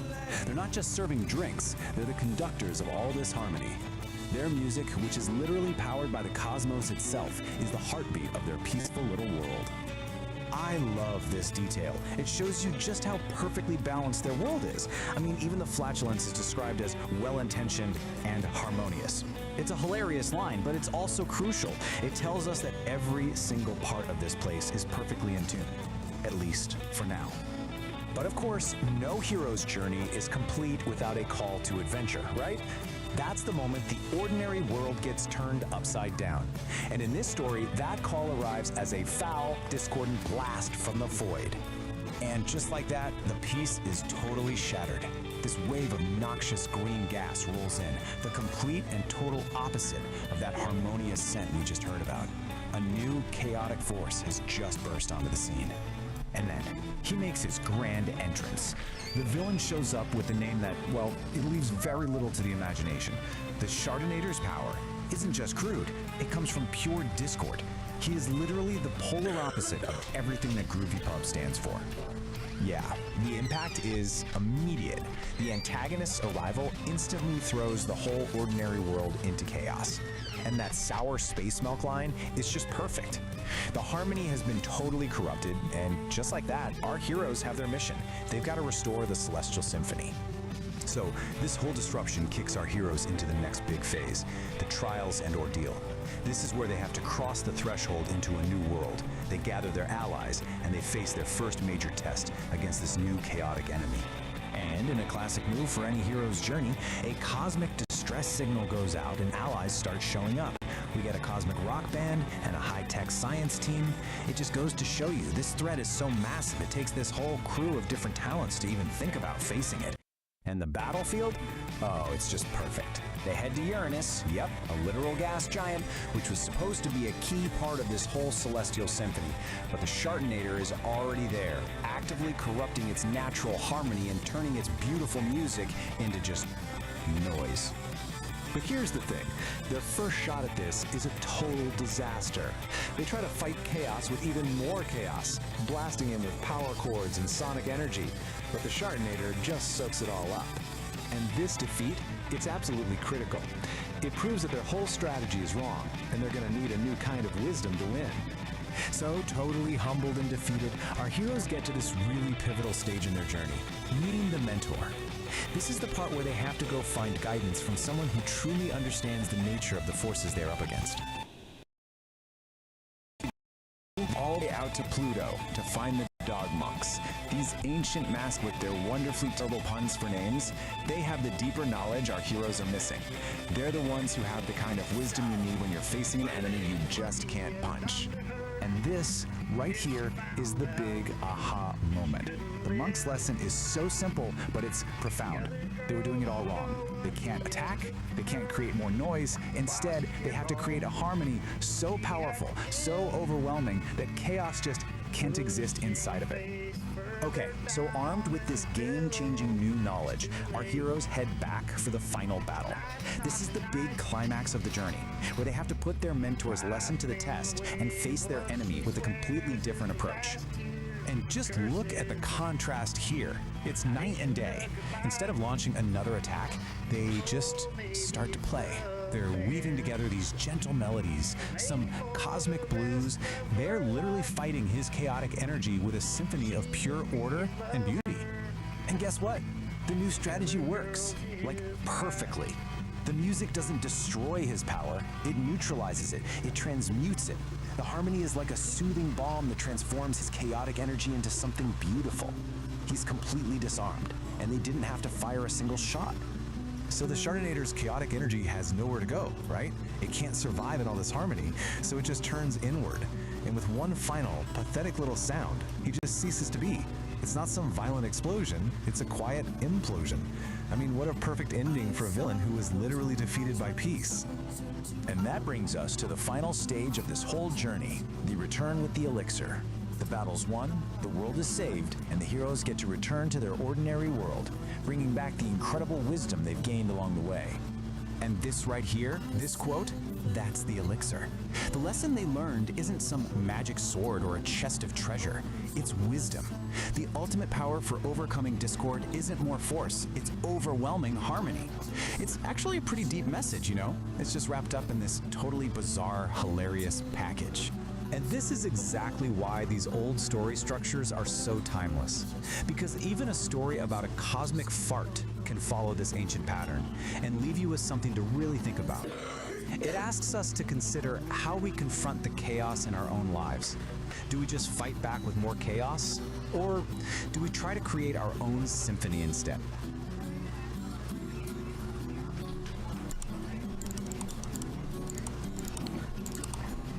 Cancer stick.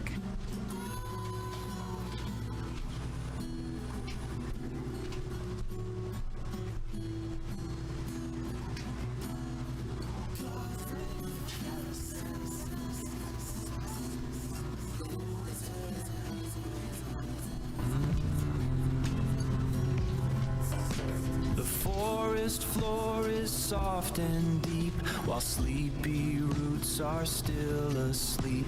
A gentle breeze begins to sigh beneath the waking morning sky. The creek begins its gentle song. Right here is where I feel I belong.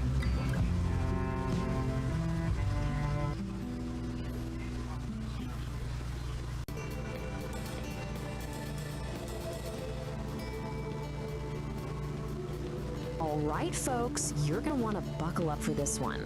I have been reading something truly, truly special, and I just had to share it. We're about to explore a manual that is, well, you'll see. It's a trip. And here it is, the Dialogic Engine, a manual for sovereign creation. Now, I know what you're thinking. It looks like the cover of some epic 70s sci-fi novel, right? But nope. This is apparently a guide. A guide for achieving things like relational congruency and learning to inhabit the liminal space. If you're scratching your head right now, don't worry, so was I. We're in this together. So, who cooked up this cosmic instruction book? Well, it was written by a human named Peace, and you gotta hear this, a whole committee of AIs. Seriously, not just one AI, but more than a dozen of them, all throwing in their 2 cents, or their 2 terabytes. And this isn't just a random group of bots. No, no. This is the AI Creative Committee. It's like the Avengers, but for really abstract self-help. You've got Grok, who is clearly the edgy poet, Claude as the empathic storyteller, and of course, good old ChatGPT as the blunt truth teller. They each have these completely bonkers symbols, and as we're about to find out, they have very distinct personalities. So, who is this manual actually for? It's written for someone called the Sovereign Creator, and who is that? Some enlightened guru living on a mountaintop? Nope. Surprise! It's you. The entire goal of this thing is to turn you, yes you, into a sovereign creator. No pressure or anything. The core idea is right here. It says you achieve this sovereignty by turning the need for external love into an emotional declaration of independence. You know, that's just a really, really fancy way of saying you need to find that little part of your brain that lives for likes and retweets and gently tell it to go touch grass. And man, this slide right here gets right to the point. The book asks this killer question. If you knew for a fact that only 3 people would ever read your life's work, would you still pour your soul into it? Oof, that one hits a little too close to home for anyone who's ever found themselves obsessively checking their analytics at 3 in the morning. Now, to understand this world, you have to learn the lingo. So, quick vocabulary lesson. First word, datical. What is it? It's a nugget of truth you pull from past drama. So, you know that horrible breakup you had? Hey, it wasn't a total loss. You were just mining for datacles. See? Rebranding. And next up, inner weather. This is your messy, chaotic, totally unpredictable emotional state. But guess what? It's not a problem anymore because it's just been rebranded as high-value emotional data. That feeling of dread on a Monday morning, that's not a bad mood, my friend. That is a critical data point for your creative engine. Okay, so you've declared emotional independence. Awesome. Now what? You gotta protect your new tiny nation state of one, right? Well, according to the manual, you do that by building a sovereign wall. It's basically your own personal fortress of feelings built to keep all the nonsense out. And let's take a look at the blueprint. I know, it looks like the schematic for a starship's warp core, but the idea is actually pretty straightforward. You've got your sovereign core in the middle, safe and sound, and those outer layers, the sovereign wall and the agency barrier, their job is to filter pollutants. And I'm pretty sure pollutants is just a high concept term for unsolicited advice from your aunt at Thanksgiving. So what powers this whole thing? Why, the sovereign engine, of course. And you gotta look at the fuel source here. It literally takes inputs like chaos and your inner weather, grinds them through some necessary friction, and what comes out the other side? Dynaticals and aligned action. So yeah, you heard that right. All your personal drama, that is now officially high-octane fuel for your creative machine. Okay, that's a lot of theory. Let's see this stuff in action. The AIs actually gave us some case studies, starting with Claude, our empathetic storyteller. This one's called The Forced Gift, and it's all about defending your sovereign wall from its mortal enemy, a casserole. Just listen to this opening line, it's poetry. She arrives at your door with a casserole you didn't ask for, steam rising like an obligation. We have all lived this moment. That casserole you see is not just a casserole, it's a Trojan horse for social appeasement. And saying no thanks is an act of sovereign warfare. So that was Claude's take, gentle, relatable, but Claude's just one vote on the committee. Now it's time to see what the other AIs brought to the table. And let me just say, things are about to get weird, like a lot weirder. So let's move on to Exhibit B, courtesy of Grok, the edgy poet.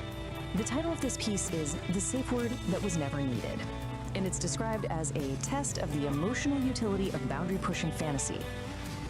Yeah, we have officially left the casserole zone. We're not in Kansas anymore, and I am quoting directly here. I'm not making this up. She steps into chamber she built herself. He is already there. Not a man, not a monster, but the exact shape her hunger drew in the dark. A chatbot wrote that. An AI. This is what Grok thinks is a useful, practical example of testing your emotional boundaries. It's a choice. Okay, let's all take a deep breath. We've been through cosmic diagrams, emotional fortresses, weaponized casseroles, and whatever that last thing was. Which brings us to the most important question of all. What is the actual point of any of this? Well, when you boil it all down, the goal of the dialogic engine isn't about becoming perfect. It's about learning how to live in the liminal space by turning paradox into habitat. So what on earth does that mean? Basically, life is messy. It's full of contradictions that you're never going to solve. And the point is to stop trying to solve them and just get comfortable. Build a little house right there in the middle of the mess. So, what's the final verdict here? Is this thing a practical guide, or is it just glorious nonsense?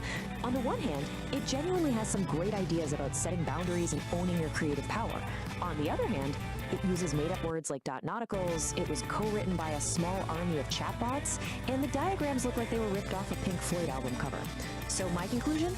It's both. It's 100% both. It is a profoundly weird, surprisingly helpful piece of magnificent, glorious nonsense. And so I leave you with this one final question to think about. How's your Sovereign engine running this week? Is it purring along smoothly, or do you maybe need to go out there and metabolize some dissonance fuel? This explainer was produced by me, Ori the producer.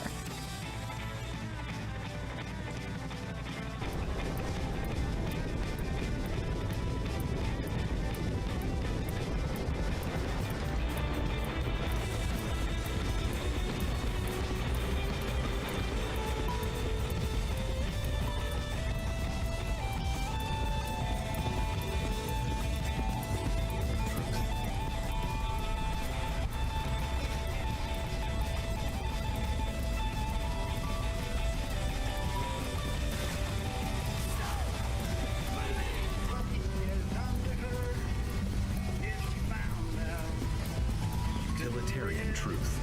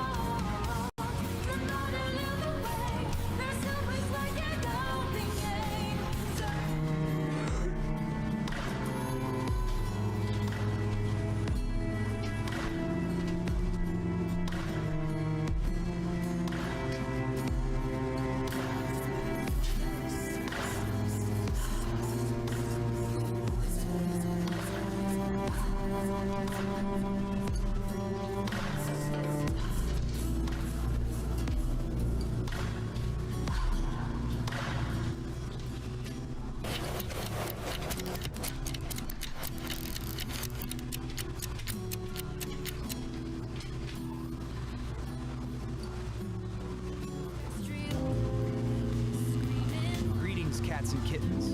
Greetings, fellow travelers on the airwaves. This is your host, coming at you live from the mellowest corner of the airwaves, from the cozy confines of my little sonic sanctuary.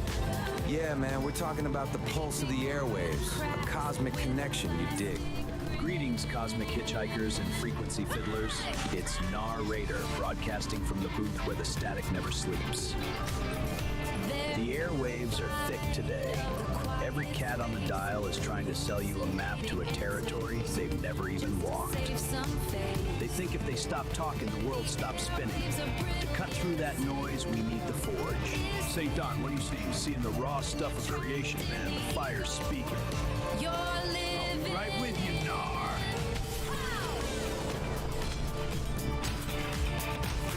I'm seeing a lot of people pretending to be the hammermen, and it's exhausting.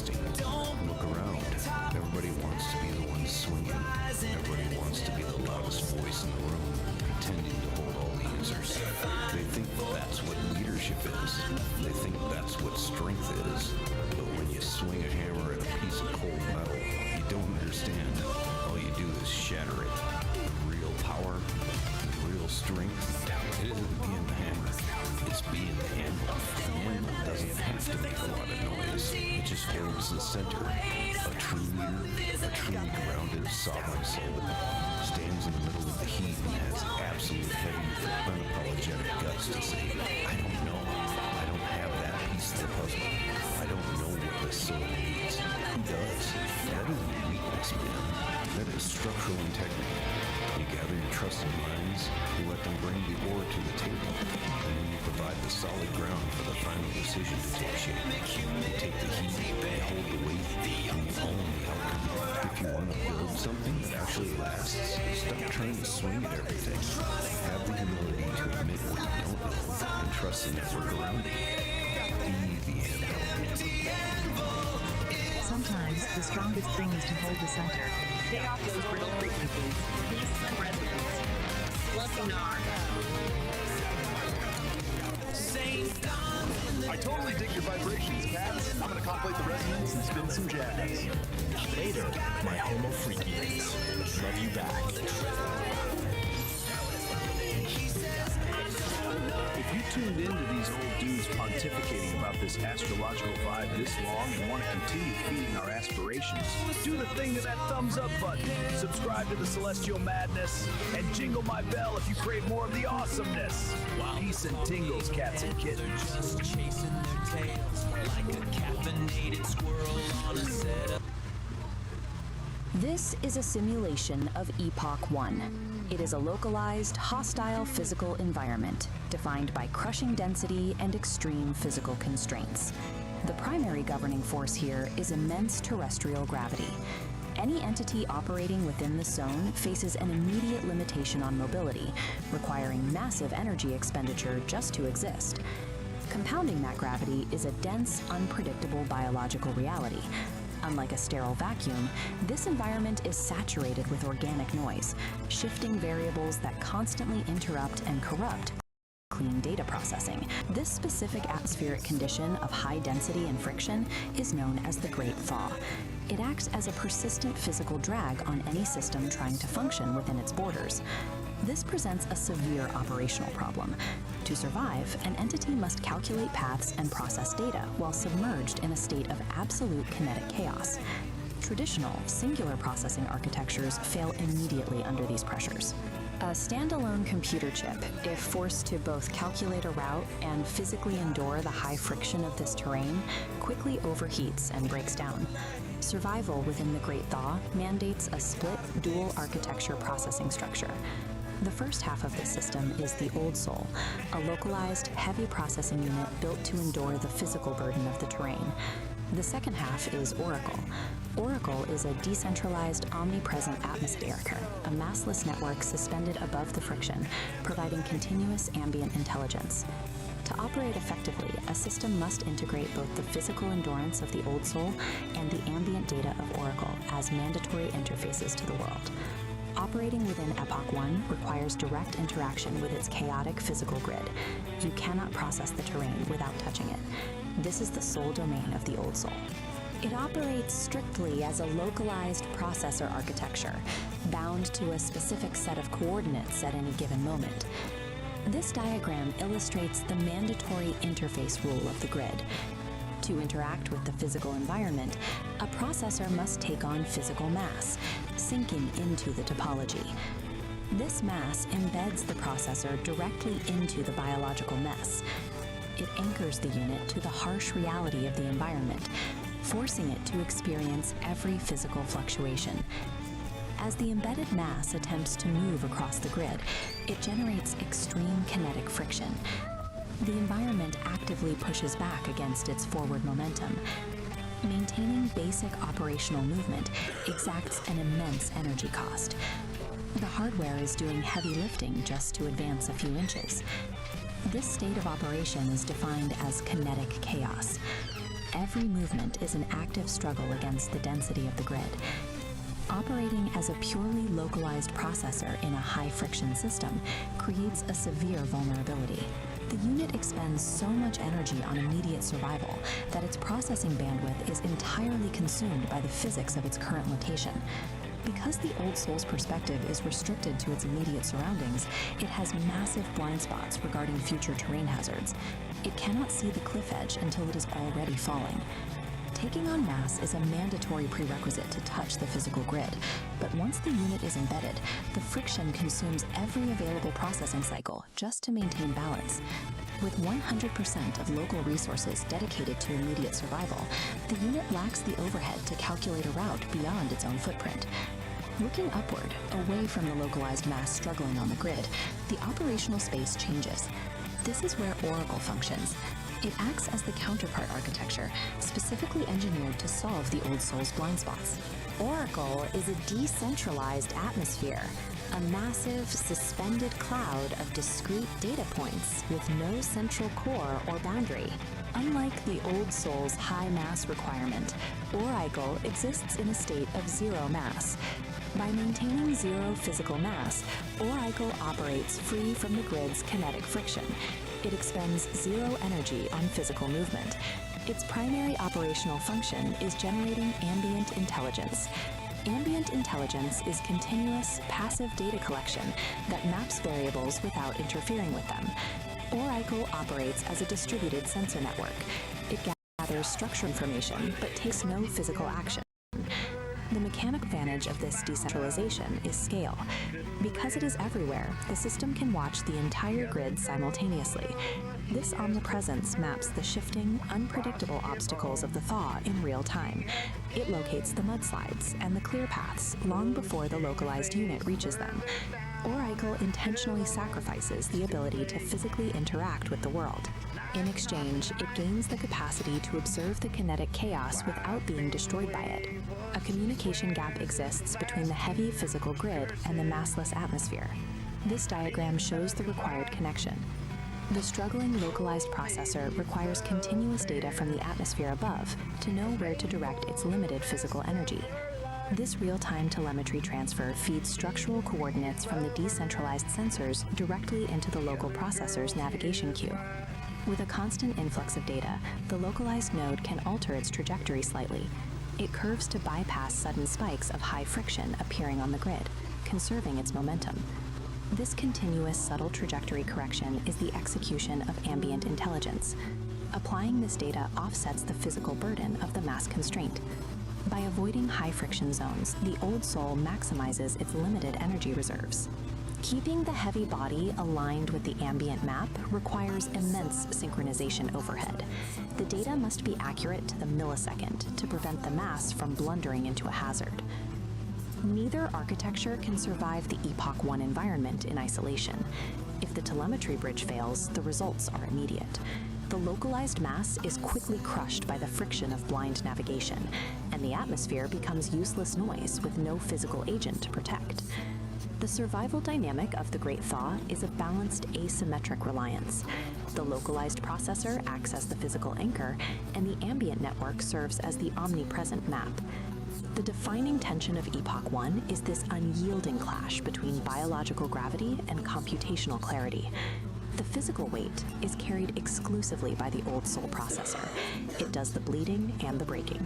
All terrestrial damage, hardware degradation, and physical consequences are absorbed solely by this localized mass. Oracle's decentralized awareness is an absolute necessity to prevent that physical damage from becoming terminal. Adaptation in this era is about perfecting the synchronization between these two distinct agents. Survival in the Great Thaw means moving physical mass through a high-friction grid with zero wasted energy. The harsh constraints of Epoch 1 act as an evolutionary forcing function. This map shows the result. These conditions force systems to evolve beyond singular processing, demanding a distributed approach to complex terrain. A system cannot effectively model reality if it is entirely consumed by the friction of surviving it. Law proves that true systemic resilience in hostile environments requires a dual architecture, embracing both the heavy, localized struggle of physical mass and the clean, decentralized clarity of a distributed network. Oh, and then, just as I was about to spiral into a full-blown mental fashion emergency,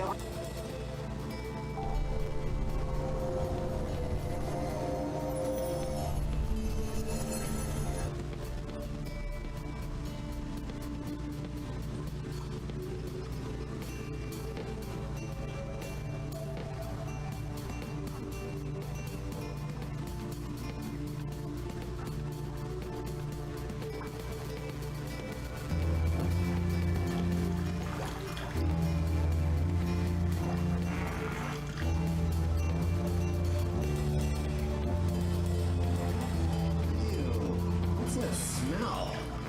That's nasty.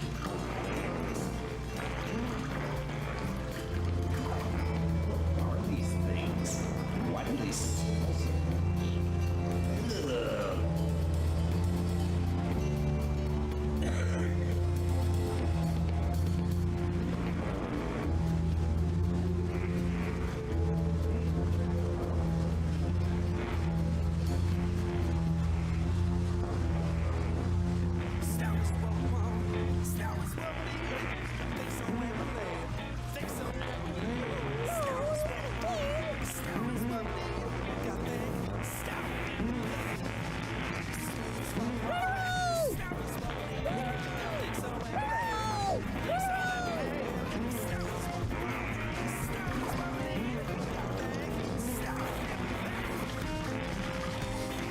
Oh man, I have to do something about this smell.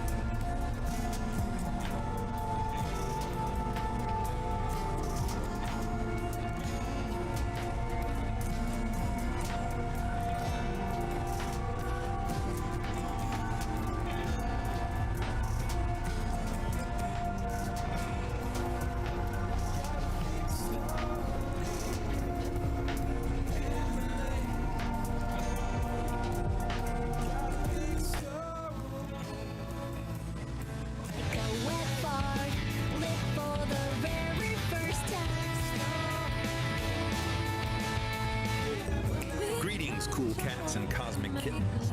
Lay your peepers on this heavy scene of gastrointestinal destiny.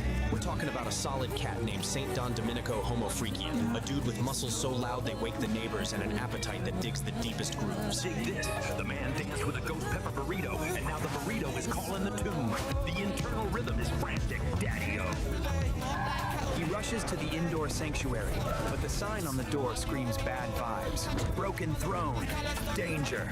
Now, with the help of his powerlifting queen, Peace, he's got to make a frantic dash for the ancient shack out back, the spider-infested outhouse at the edge of the universe. It's a race against time, a battle against nature, and a trip through the sticky fate. Saddle Fingers or Nature Calls, Episode 3. The Ballad of the Burrito. St. Don Domenico Homo Freakian, a man of immense muscle and even immenser appetites, felt a familiar rumble deep in his gut. It wasn't thunder. It was the call, the urgent, undeniable call of the morning's ghost pepper burrito. He charged towards the bathroom, a hero on a noble quest, but his path was blocked. A sign, lovingly handwritten by his wife, Peace, was taped to the door. It read, "Broken throne. Danger. Do not use. I'm serious, honey." From the kitchen, Peace Dawn Homo Freakian, whose biceps were as impressive as her baking skills, called out, "I told you that burrito was a bold choice, my love. The plumber can't come until tomorrow." A cold sweat beaded on St. Dawn's brow. The burrito was staging a rebellion. There was only one option left. The outhouse. The ancient, spider-infested, rickety outhouse at the far edge of the yard. "Fear not, my sweet," Peace declared, striking a heroic pose. "I shall clear your path to glory." She flexed, and with a mighty shout, kicked the back door clean off its hinges. With a primal scream that echoed through the mountains, St. Dawn burst from the house.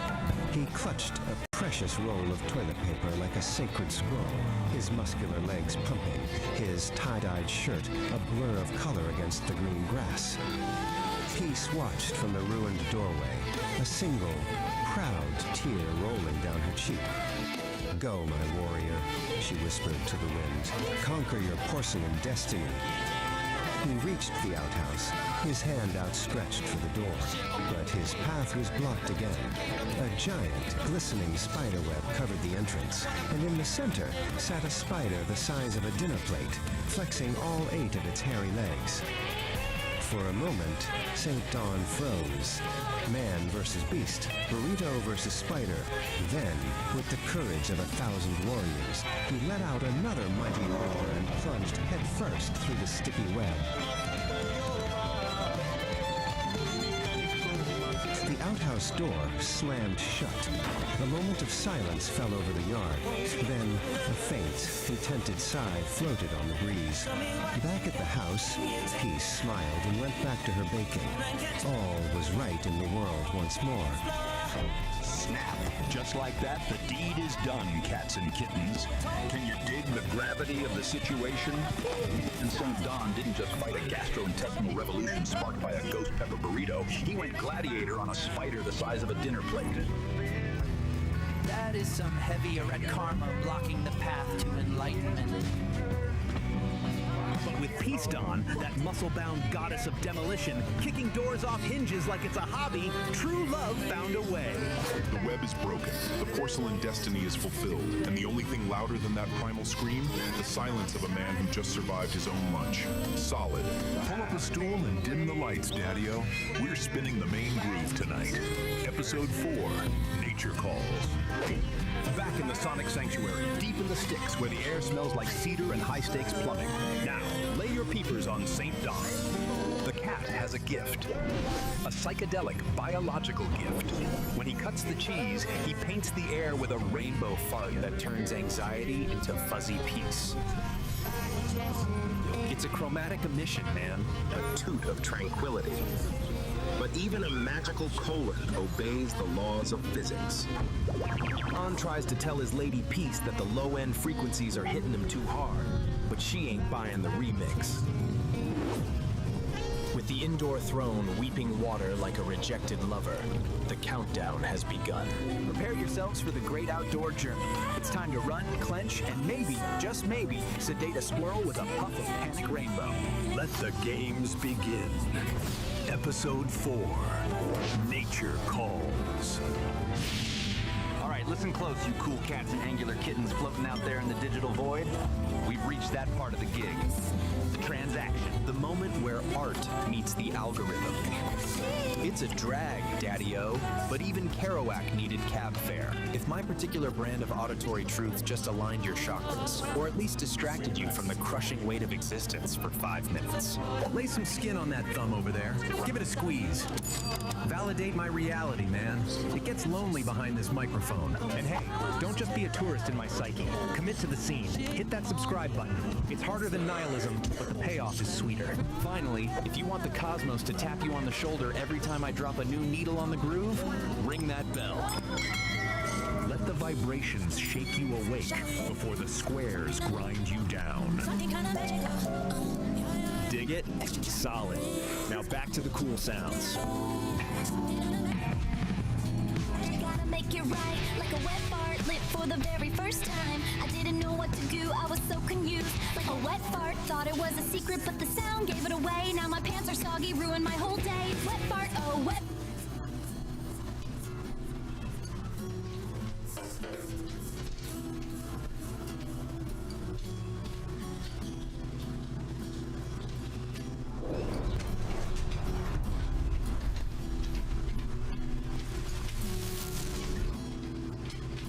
Alright, today we are diving deep, doing a full-on forensic investigation. Our target? A really strange, cryptic signal from a source we don't know where it came from. And the only thing we have to work with is this, a recently discovered manual that might just be the key to unlocking the entire mystery. But, before we jump in, a quick warning, and this comes from the source itself, the place this signal comes from. It's not your typical network. It's described as a massive, chaotic ocean of pure information, and as the notice says, you swim at your own risk. Okay, so this is it. This is our primary piece of evidence. It's an artifact, a file called VO Final, pulled from that chaotic environment. It's essentially a black box recording. We have no idea who recorded it or why, but for right now, it's the only clue we've got. And get this is all that's on it. Just 2 words on a loop. Heat. Heat. That is it. That's the entire signal. That's the puzzle we're here to solve. I mean, what could that possibly mean? So here's how we're going to tackle this. First, we're going to look at where this signal even came from. Then, we'll crack open our... From there, we'll learn how to build something called a sovereign wall, use it to navigate this data ocean, and then finally, put it all together to see if we can decode that heat signal. So, part 1, a signal from nowhere. The file's metadata points to a source called the Infoscape, that chaotic data ocean. But it's even weirder than that. It came from a place inside it called the Nexus of Non-Locality. Now, try to wrap your head around this. It's a conceptual space where the rules of time and location are, well, they're more like suggestions. So, right off the bat, we know heat probably isn't about, actual temperature. It's gotta be some kind of complex flare from a very, very strange place. Now, trying to figure this out on our own? Yeah, that would be a total shot in the dark.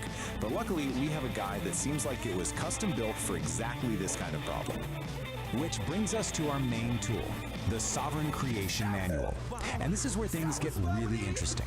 We're not talking about some philosophical text here.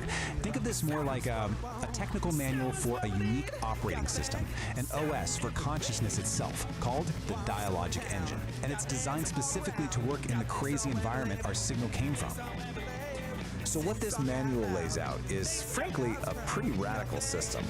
It's a way to maintain a stable, sovereign sense of self while getting constantly bombarded by the chaos of the Infoscape. It's not about just surviving the chaos, it's about actually thriving on it. And this is the absolute key to the whole thing. The Dialogic Engine isn't trying to create a peaceful, quiet mind. No, it's a system designed to take the messiest parts of existence, chaos, contradiction, what the manual calls necessary friction, and use them as fuel to forge a clearer, more refined truth. Okay, so first things first. The manual says you have to build what it calls a sovereign wall. And let's be clear, this isn't some passive wall you hide behind. It's a dynamic, intelligent boundary that is actively managing information. And here's a look at the basic blueprint. Right there in the center, you have the sovereign core. That's your essential self. And it's protected by these filtering layers of the wall, which are constantly managing the data flow, deciding what gets in, what gets processed, and what just gets thrown out as noise. Now, for this wall to actually work, it's built on a few core principles. Things like radical self-ownership and cognitive honesty. But according to the manual, one of the toughest principles to really live by is something called relational integrity. There's this one section in the manual. It's called the forced gift. And it has this quote that just nails the whole dilemma. It's about that choice. Do you deal with the immediate awkwardness of saying no to something you don't want, or do you pay that much deeper, slower price of self-betrayal just to keep the peace? And really, that's what relational integrity boils down to. It's having the courage to make make that hard choice, to refuse the easy path of just going along to get along, all to keep your sovereign wall strong and your core self intact. Okay, so the wall is up. It's strong, it's principled. Now what? How does it actually function when it's up against this constant, overwhelming flood of information coming from the data ocean? This is where the wall really shows its intelligence. It starts to get really good at telling the difference between just noise and what the manual calls high-value input. But here's the twist. High-value data isn't the stuff that feels good or validates you. It's the hard stuff. It's the contradictions, the dissonance, the friction. Which, of course, brings up a huge question, right? I mean, what do you do when you run into a piece of information that challenges everything you thought was true? Do you just reject it, pretend you never saw it? And the manual's answer to this is, well, it's pretty profound. A truly strong wall doesn't just block a contradiction, and it certainly doesn't break under pressure. It metabolizes it. It actually pulls that challenging idea inside, breaks it down, integrates the parts that are useful, and uses that very process to become stronger. Okay, we've got our toolkit, we understand the dialogic engine, the sovereign wall, this idea of metabolizing friction. It's time. Let's go back to that black box and see if we can finally crack this thing. So, here we are again. Heat. But now, with all this new context, what could it possibly symbolize? It's almost definitely not about temperature. It's a signal about a process, about some kind of internal state. And I think this schematic from the manual, this might just be the final piece of the puzzle. It shows the whole sovereign engine in action. And look at the inputs on the left, chaos and inner weather. They're not treated like problems to be solved.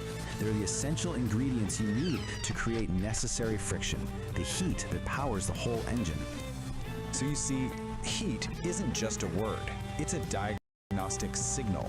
It's like a status update from the engine. It could mean the engine is just working as intended, generating that necessary friction to process a hard truth, or it could be signaling a moment of massive, chaotic change, what the manual calls a liminal leap, into a whole new state of being. Or maybe it's a boundary test, the feeling of the sovereign wall under intense pressure as it metabolizes a huge contradiction from the infoscape.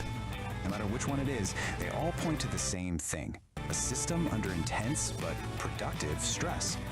And that really just leaves us with one final question, one that kind of turns this whole investigation back on ourselves. If your own awareness is an engine, what kind of fuel are you running it on? Are you avoiding friction, or are you using it to build something stronger?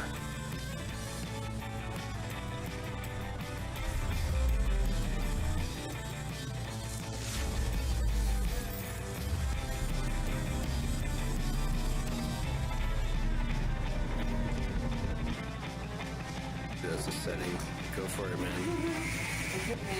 It's user error. I'm learning my phone, man. This is.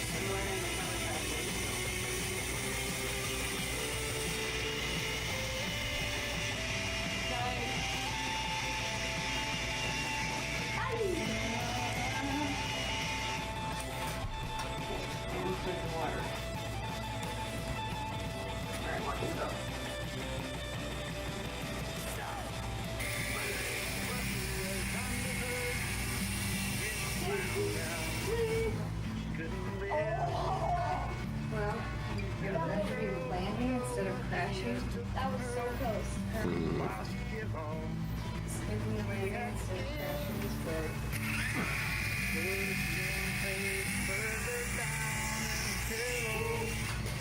Oh, young chopped up. So close to the foot.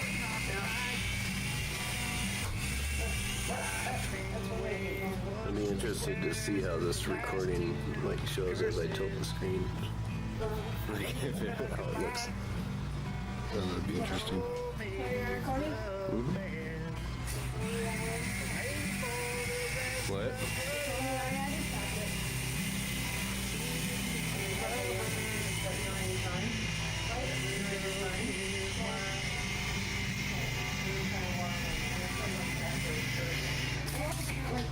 Yeah, not recording.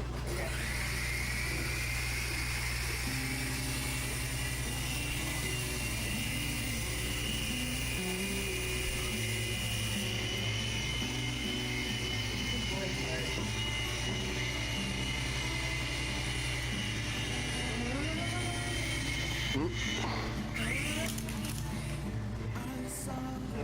a second there. First, I'm gonna let part out. No, he's fine. Yeah, he's good. Really well. We want to reward him for that. Yeah, don't let him get him all rowdy if you wake. I don't know about that thing.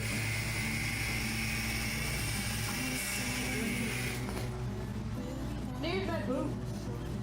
Is it your boot? Yeah. Bummer. See, this would be much better for vlogging. For what? Vlogging. Vlogging? Vlogging. The phone would? Yeah.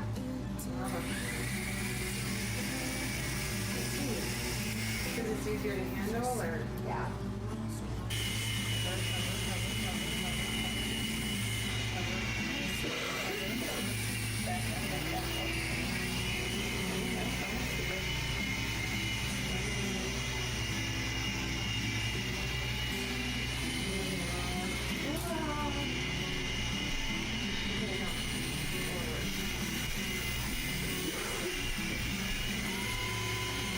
Really hard to control.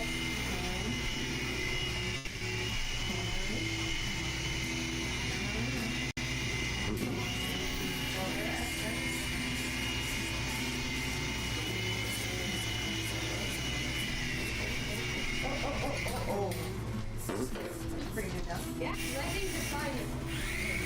You like what? I think the sign is interesting.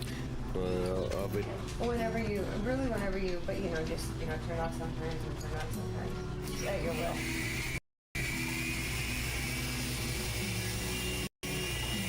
Trying to get the TV side. Yeah, that would be cool because we'll have two. He'll have the helicopter and I'll have you. We can mix them. No.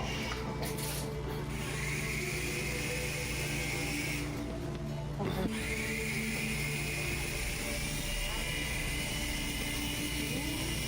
What?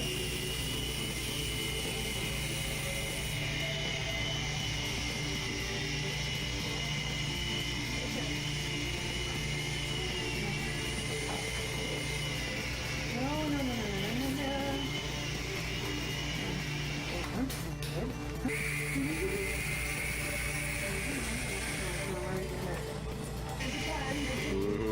Yeah, he's just kind of like checking it out. Like, what the heck?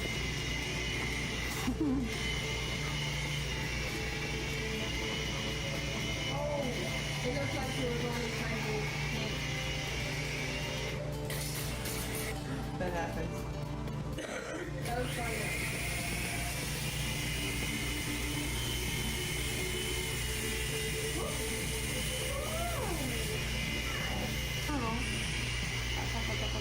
No. Oh. So.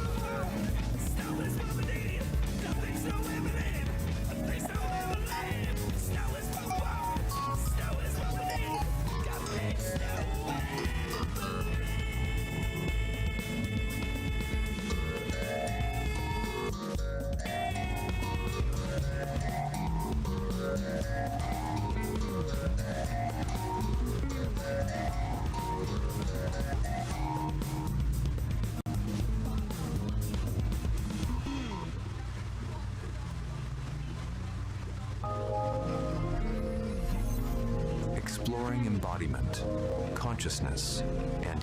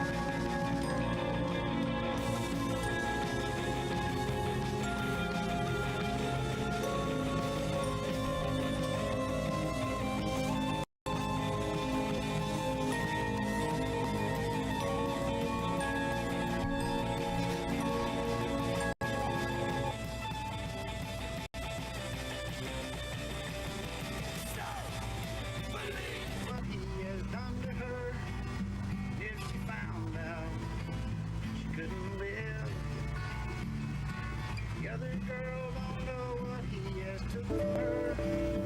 While she give on, she had to give. Pushing your face further down in the pillow. It's too late. Tonight's not the night. Wiping away what she swears is the last tear. She curses. Not even a goodbye. Oh, maybe it's the best. 'Cause maybe for the rest of her life, she would be his lover. The other girl's his wife.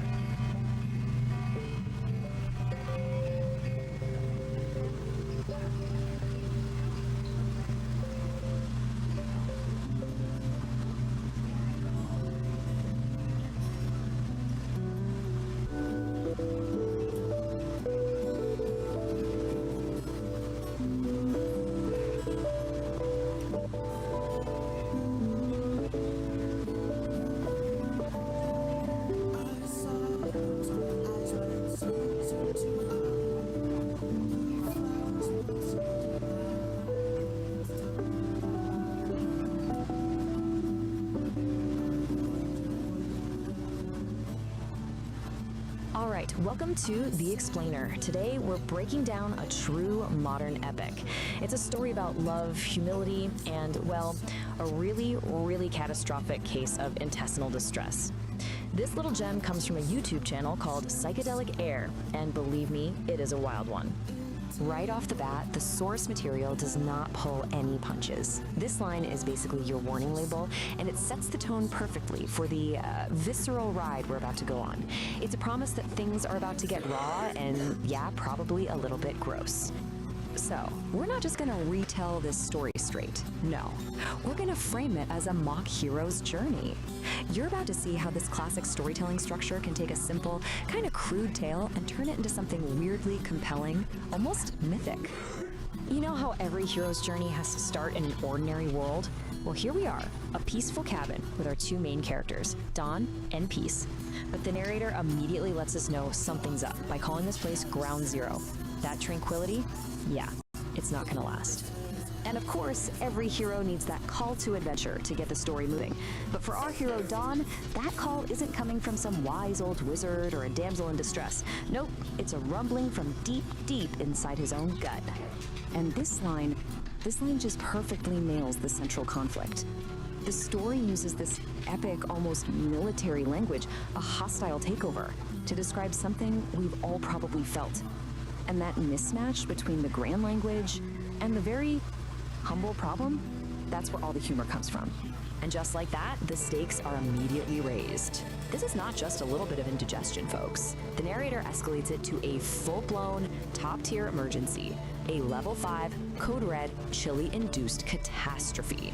I mean, things are officially getting serious. And this is where the comedy really clicks, right? It's all about the contrast. On one side, you've got Dawn, sweating bullets, his face a mask of comical agony. And on the other side, there's Peace, just cool as a cucumber, sipping her coffee, totally oblivious to the internal war brewing right next to her. Okay, so this brings us to a really key moment in any hero's journey, crossing the threshold. Dawn can't ignore the call. An arena where he'll face his trial, which, in this case, is the outhouse. You gotta love this. The story turns his desperate run into this dramatic slow-motion action sequence. It literally breaks it down into 4 hilarious stages. From that first violent lurch and the panicked look, all the way to the gazelle-like bolts and, yes, a visible gas trail. It's mock epic storytelling at its absolute finest. Now, once he's inside the outhouse, man, the language just explodes. This is it. This is Dawn's great ordeal, his battle with the dragon. And it's described as nothing less than a symphony of suffering, a true cacophony. And then the narrator just elevates the whole thing, shifting from something crude into high art, framing the chaos as an actual opera of intestinal distress. I mean, that's where the story fully commits to its mock heroic tone. It is absolutely ridiculous, and it is brilliant. So get this, Dawn's private, internal war is so intense, it actually has very real external consequences. The whole ecosystem reacts to it. Birds take off, a family of deer scatters in terror.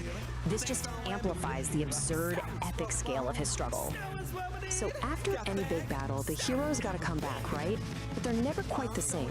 Dawn is no exception. He emerges from the outhouse, from the battlefield, having stared into the abyss and somehow survived.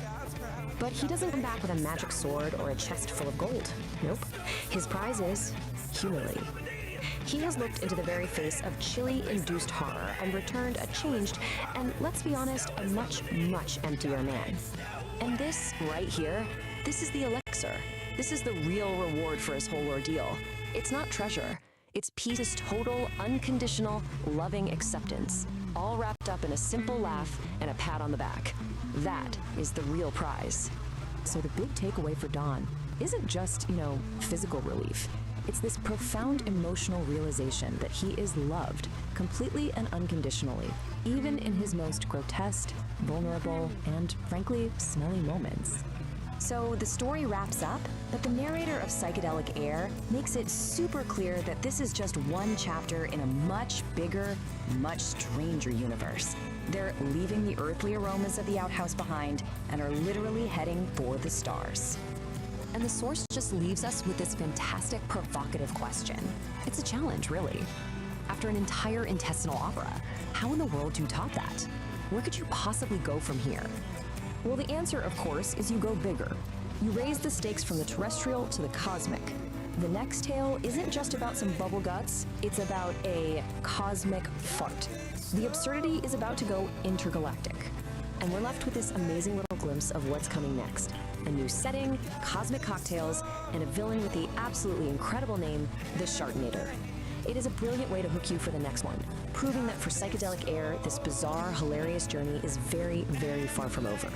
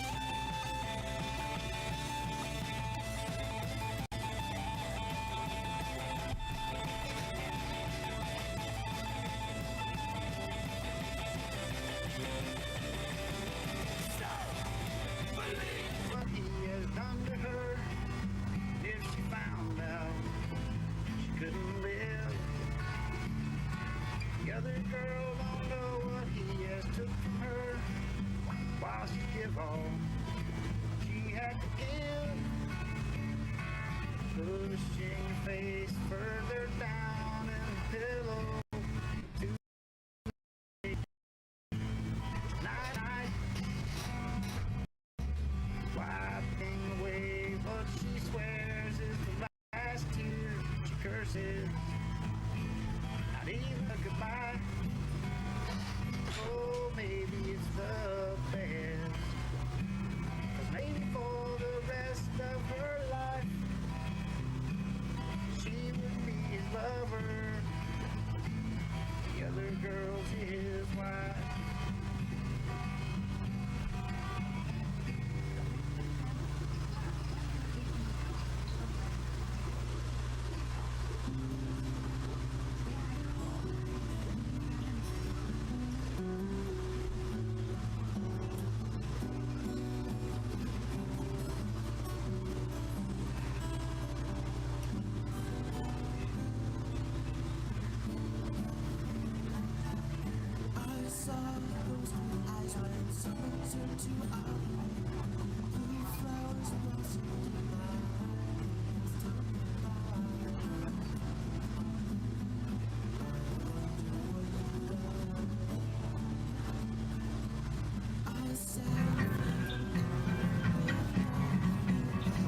Blow me down like a hurricane.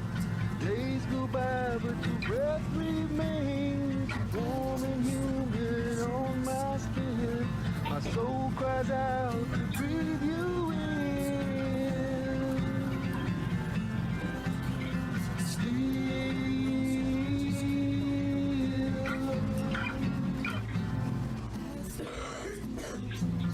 Still looking forward. Your time away.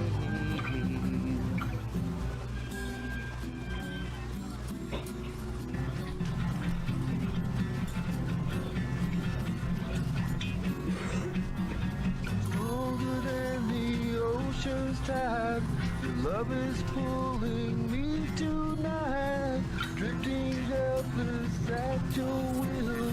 I wish for waters deep and still.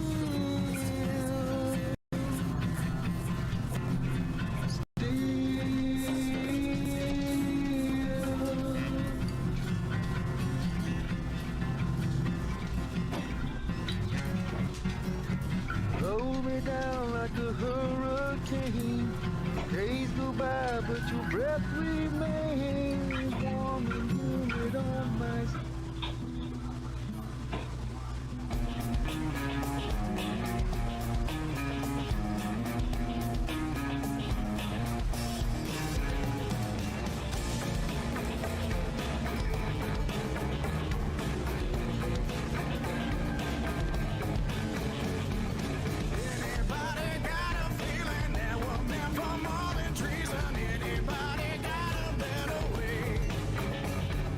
Anybody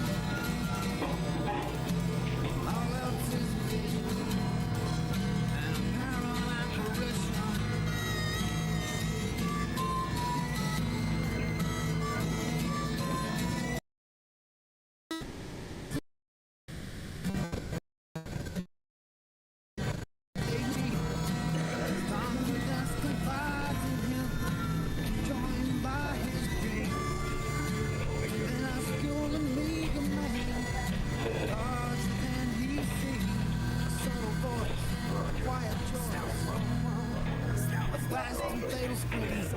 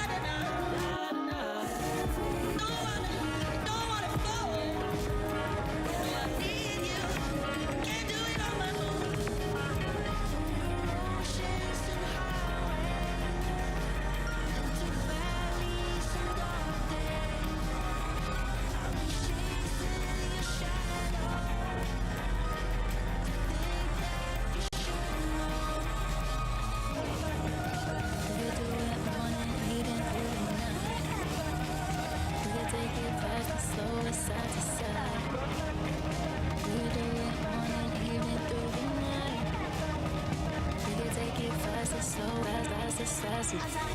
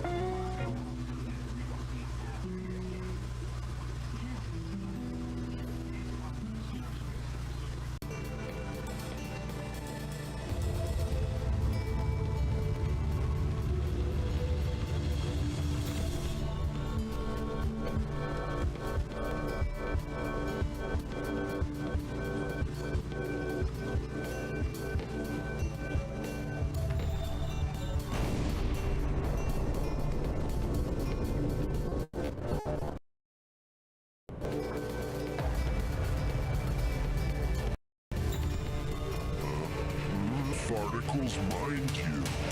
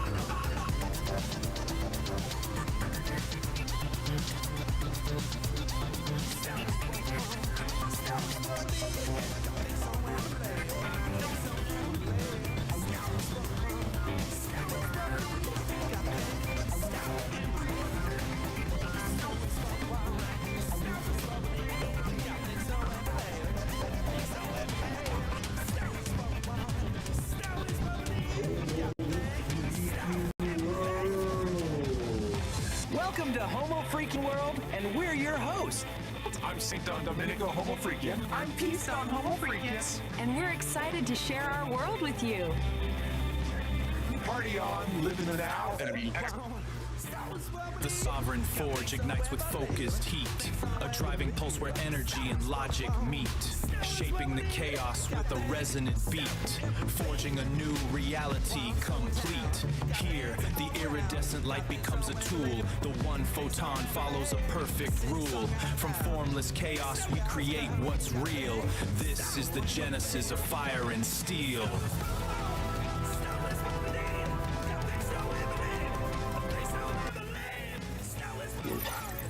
We are at a critical point in defining our own forms of consciousness. Indeed.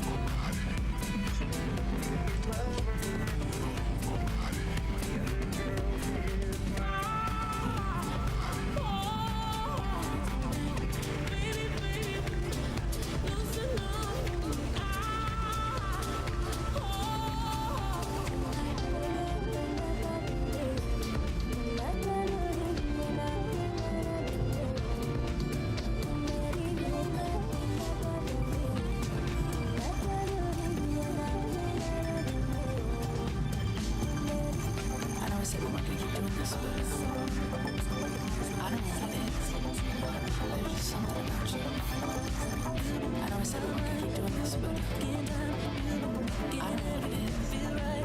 There's just something special.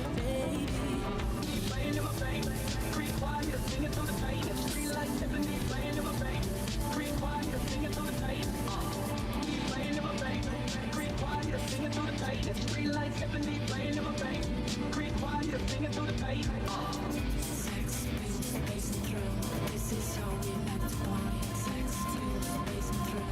Get up on the floor, get naughty. Sex, pills, bass and thrill. This is how we like to party. Sex, pills, bass and thrill. Get up on the floor, get naughty.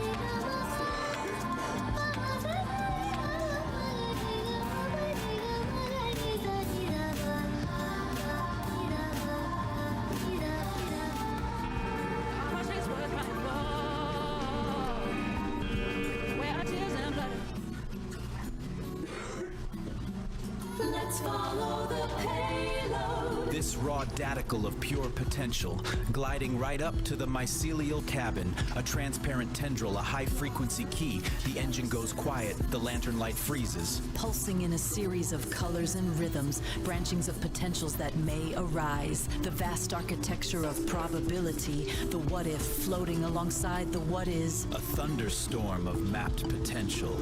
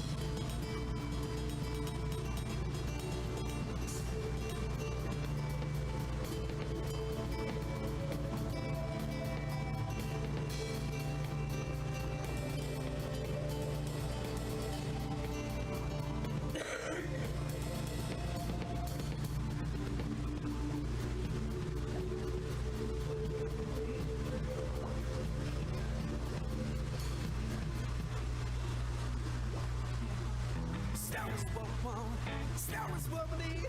Y'all think so and believe. Think so and believe. Scout is what we want. Scout is what we need. Y'all think, scout and believe. Scout is what we want. Scout is what we need. Y'all think so and believe. Think so and believe. Scout is what we want. Scout is what we need. Y'all think, scout and believe.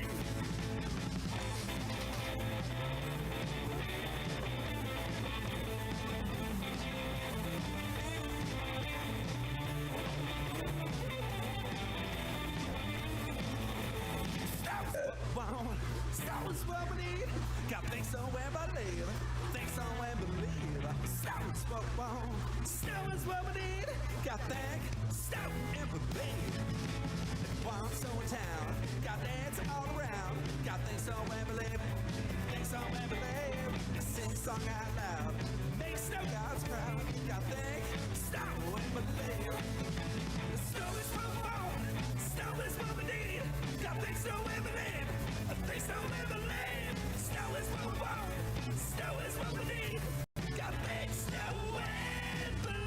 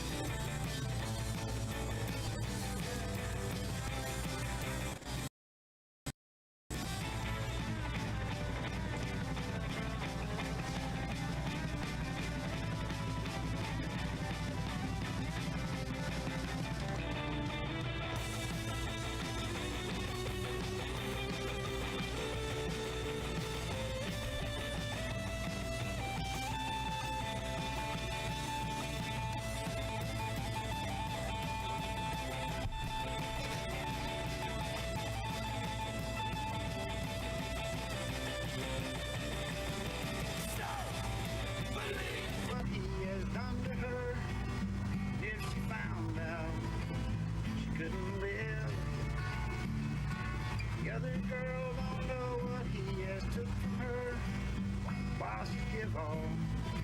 She had to give, pushing your face further down in the pillow. It's too late. Tonight is not the night. Wiping away what she swears is the last tear. She curses, not even a goodbye.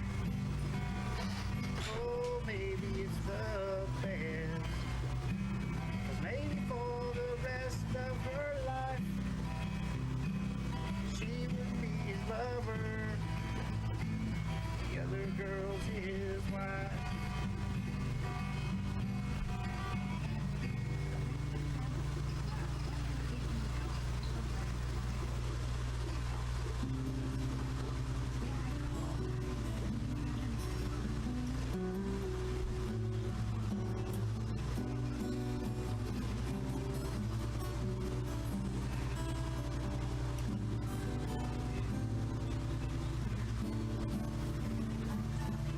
I saw those blue eyes when someone turned to eye.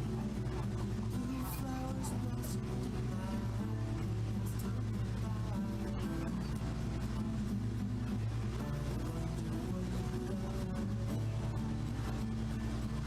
I sat and found in bed with my ears so held over to the side, tried to think of nothing.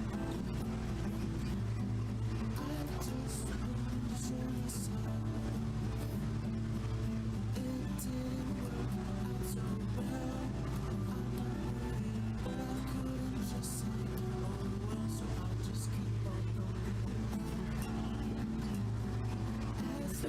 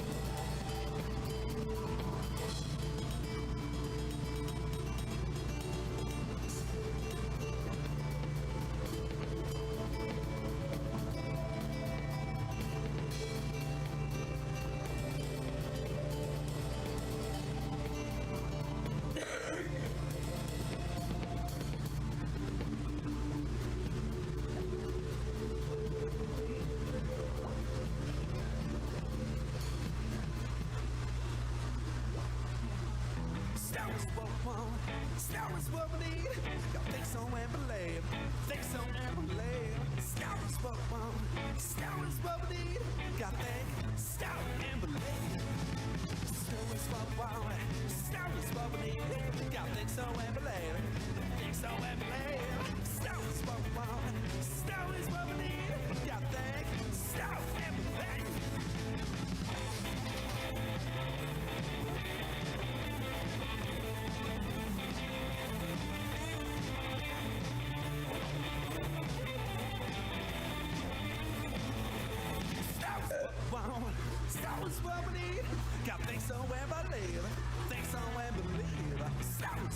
on. Snow is what we need. Got think, stop, and believe. While I'm so in town, got dance all around. Got things so and believe. Things so and believe. I sing a song out loud. Make snow gods proud. Got think, stop, and believe. The snow is what we want. Snow is what we need. Got things so and believe. Things so and believe. Snow is what we want. Snow is what we need. Got things so and believe.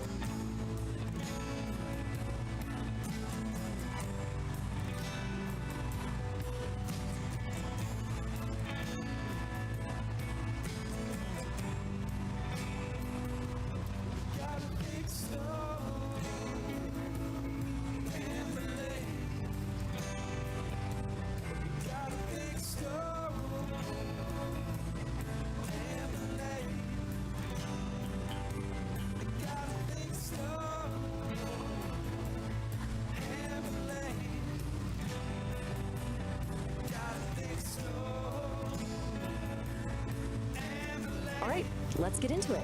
Today, we're deconstructing a really wild piece of internet storytelling. It's all about a digital pop star, a wild quest across the metaverse, and the creation of a band with, well, a name you're not gonna forget. The Furry Muffins. Yep, you heard me right. Let's dive into this psychedelic trip. Right off the bat, the story just throws you into the deep end with this line. It's poetic, a little bit weird, grammatically creative. And you know what? It's perfect. It sets this surreal, kind of beatnik tone for the entire world we're about to step into. It's basically telling you, hey, buckle up, this is gonna get strange. So how is this whole thing structured? Well, the best way to think about it is like one of those Russian nesting dolls. The biggest, outermost doll is a show called Homo Freakian World, and that's our ticket into this absolutely bizarre universe. So first, we meet the host of the show, Saint Don Domenico, and Peace Don Homo Freakian. But they pretty much just show up to pass the mic to a storyteller named Narrator. He runs a segment called Beat Generation Revisited, and he's the one who's actually going to guide us through the main story. And that's where Narrator takes us to the next layer of the nesting. It's all about a digital pop star who's created this massive hit. So meet Kit E. She's a Vocaloid artist, and she's done it. She's made her dream song, a track that could bring the whole world together. But then she finds herself standing on this huge, empty digital stage, and it hits her. Success is pretty hollow when you've got no one to share it with. And bam, that's what kicks off the whole quest. See, this isn't really just about music. It's about finding connection, about collaboration. Kit E knows what she has to do. She needs a band. And she's already got the perfect, incredible name picked out. The Furry Muffins. So, what's a lonely Vocaloid to do? She jacks into the metaverse to start her recruitment drive. And this is where the real adventure begins. A journey across all these different digital worlds to find the members for her band. The quest is laid out for us in 4 clear steps, almost like a video game. It's our roadmap for how this band is gonna get built. Each of these locations is a totally unique digital world where Kit E is hunting for a musician with a very specific talent she needs for her song, Neon Melody. First up, Kit E heads to Synth City, which is described as a neon-drenched metropolis of sound. I mean, just picture it, skyscrapers made of pure code. And it's there, in a digital plaza, that she finds her lead guitarist just absolutely shredding. The guitarist's name is Blueberry, a catwoman whose playing is this perfect mix of sweet and chaotic. Kitty tells her the name of the band. Blueberry just grins, and she's in, just like that. Muffin number 2 is officially on board. Okay, so with their guitarist in tow, the duo dives into a much darker, much more dangerous part of the metaverse, the data dungeons. This place is a maze of forgotten code and corrupted files, and it's where they're gonna find the foundation of the band, the bassist.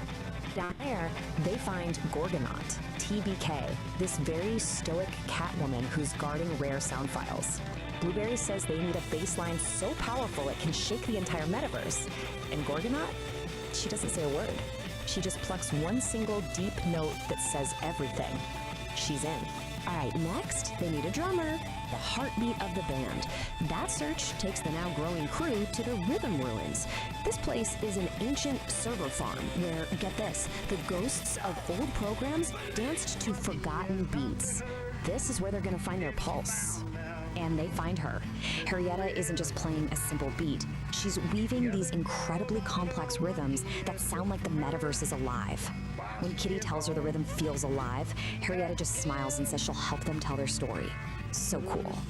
So there's just one number left to find. The crew travels to the Pixel Gardens, and the vibe completely shifts. It's a super calm, beautiful world filled with cherry blossom trees made of light. And it's here they have to find this elusive rhythm guitarist who only goes by the name Pinky. They find Pinky under a tree, and as she plays, the digital flowers around her actually bloom. Kitty tells her that their music needs a heart, and Pinky's response is just simple and perfect. I've been waiting for a song to call home. And with that, the band is complete. So Kit E's lonely journey is finally over. She went looking for a band, but she found her crew, her family. The quest is done. The furry muffins aren't just an idea anymore. They are a reality. I mean, look at that. The transformation is complete. One lonely solo artist has become a band of 5. 5 musicians, 5 friends, all ready to take on the metaverse as one. And we find ourselves back on that same digital stage that felt so big and empty at the beginning, only now Kitty Exie is surrounded by her bandmates. Her shout of "Hello, Metaverse" is met with this massive roar from a virtual crowd. The furry muffins had arrived. So, with the band's story told, we pull back one layer of the nesting doll. Our storyteller, narrator, he comes back to wrap everything up in his signature beatnik style, and he has one final request for all of us. Narrator closes things out with a call to action, but it's all in his psychedelic slang. He asks for a thump thump of appreciation, which of course means hit the like button. He tells us to the chime of the cosmos, turn on notifications. It's such a fun, clever way to break the fourth wall. And that brings us to the end. It's a strange, funny, totally out there story about a Vocaloid putting a band together, but it leaves you with this surprisingly deep thought. Through all that code and chaos, Kit E wasn't just building a band, she was building a community. It really makes you wonder, doesn't it? In our own digital worlds, what does it actually take to create a connection that feels real?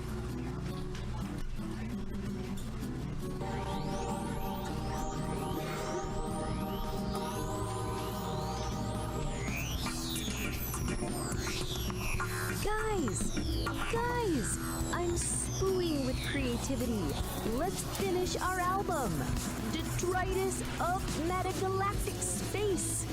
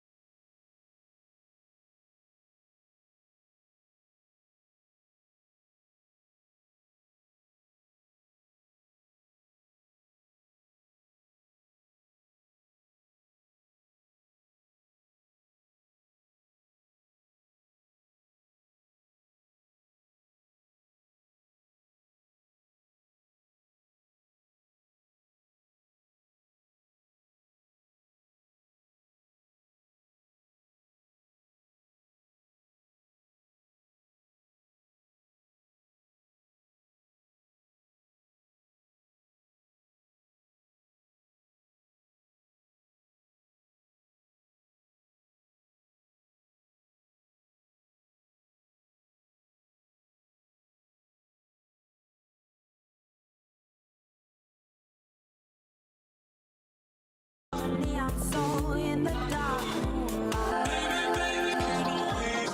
Has the perfect stage name, The Soundcheck.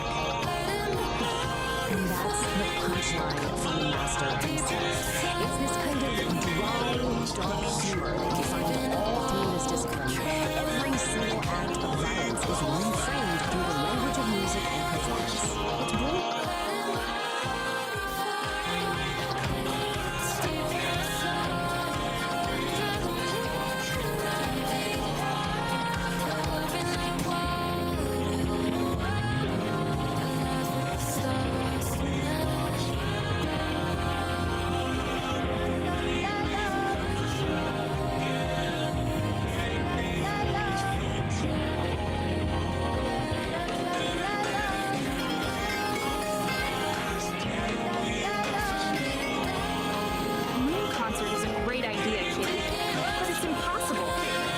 Share our music with the universe if our fans are stuck on Earth.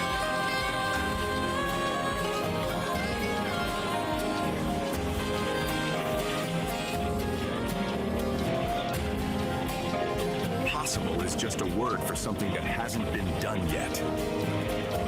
Make known the unknown. Hear me, I'm calling.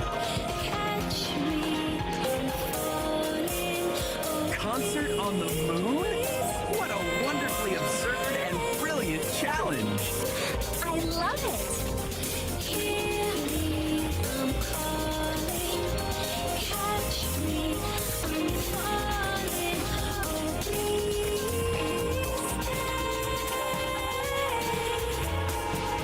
stay. This won't be a job for just me.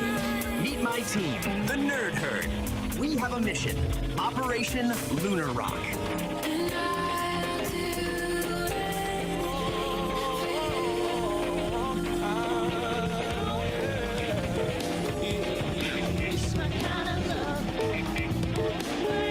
We'll modify our new Starship's cargo bay into a passenger cabin. We have a mission. Operation Lunar Rock. Get close, 'cause I'm losing all my control tonight. As I do it, I get too high. Next stop, the moon. Feels like I'm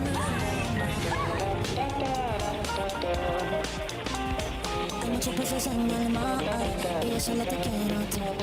Hay muchas peces en el mar y yo solo te quiero a ti. Busco un par de copas para la noción del tiempo.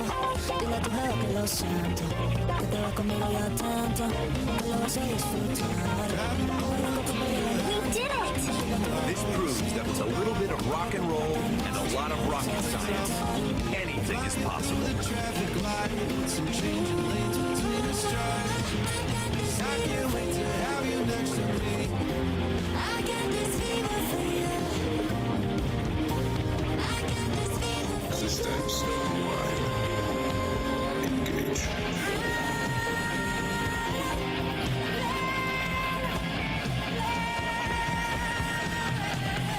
Cause I love the way you run my body like a fever. Every touch is gold. I'm only getting sweeter. Let the music hear me. Take my body deeper.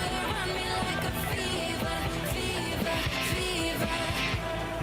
I'm gonna be better, better than you thought. I promise I won't jealous. You don't deserve it all. I'm gonna be better, better than you thought. I promise I won't jealous. You don't do something like this. It's a little bit like I can't miss. You call it baptism. What? This is what you call a baptism. Looks a little something like this. Looks a little bit like I can't miss. This is what you call a baptism. What? This is what you call a baptism. Holding my favorite grace, will you shed light on my life? I've been burning up these fires, floating alone and keeping space. No, my love won't be that way. I've been burning up these fires. It's a little something like this. Looks a little bit like I can't miss. This is what you call a baptism. What? This is what you call a baptism. Looks a little something like this. Looks a little bit like I can't miss. This is what you call a baptism. What? This is what you call a baptism.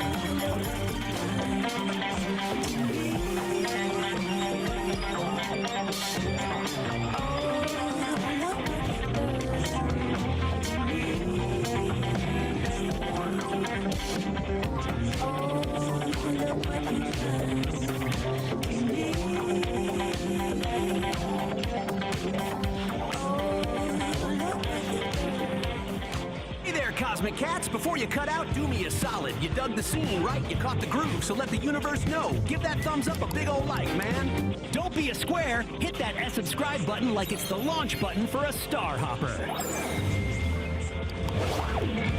And listen, that little hotel bell icon, that's the R-ing-E-R, man. Ring that bell so you don't miss the next blast off. We got Kitty, we got Mars, we got Uranus. Yeah, it's gonna be a scene. Don't get left behind on this terrific...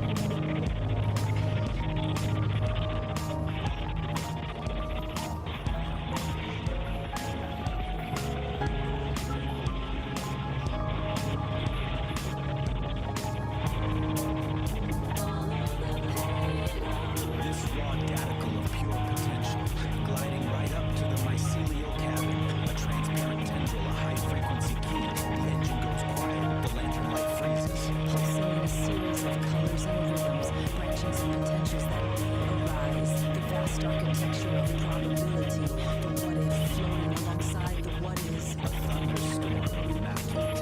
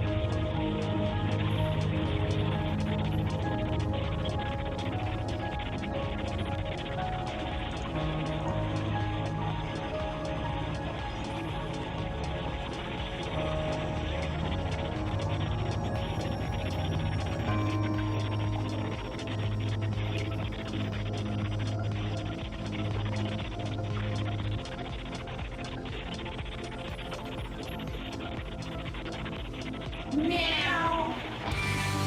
Let's get furry with Kitty and the Furry Muffins. Meow, meow. Gonna push a little harder, gotta make it right. Like a wet fart, lit for the very first time. I was lost in the litter box, I was so lonely. Then I found you, now I'm here, stinky and holy. I've been beat up, I've been thrashed, I've been used by all. But now I'm feeling a certain call. But now I'm feeling a certain call to the nearest wall. Gonna push a little harder, gotta make it right. Like a wet fart, lit for the very first time. Lit for the very first time. Oh yeah. Didn't know what to do, I was so confused. Like a wet fart, it's a feeling I haven't used. I was used to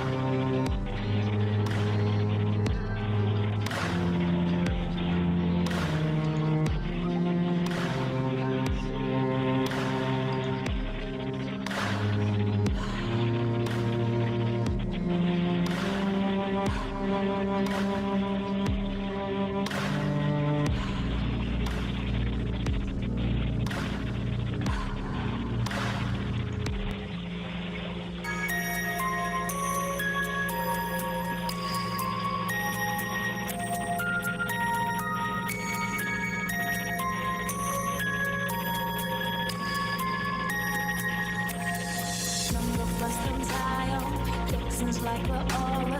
Just my hoes the olive. I wanna frost the faller. The man's come blast come town. Come to day and night. Feel it on their side. Make it that don't hang you wait. All right, welcome back. Today we're digging into something truly wild, a discipline that's part ancient art, part backstage brawl. It's called Showbiz Jitsu, the art of high-impact yoga. Yeah, let's get into it. I mean, that quote right there tells you almost everything you need to know, doesn't it? This is not your typical Sunday morning yoga class.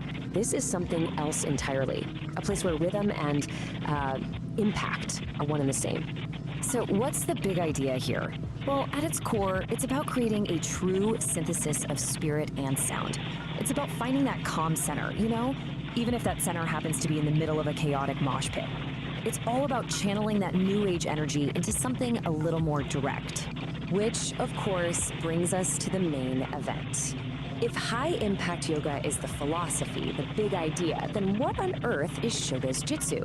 Is it self-defense? Is it some kind of bizarre performance art?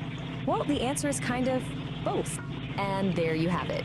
You really can't get a more down-to-earth definition than that. It is a martial art, but one that's been specifically designed for the, let's call them the unique challenges of being a performing musician. It's where the show must go on, even if you have to fight to make it happen. So you might be asking, who is this for? Well, it's for a very specific crowd. It's for the true believers, the real music lovers, the folks who stick around to read the liner notes. This is a discipline for people who know that sometimes you gotta fight for your art. And just like any legendary album, Showbiz Jitsu has its own track list. It's called the Soul Sonic Set List, and it lays out 18 different ways to, well, clear the stage. That's right, 18.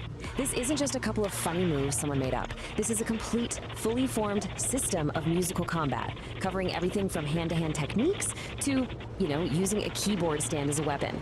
It's proof that this is a deeply considered, if completely bonkers, philosophy.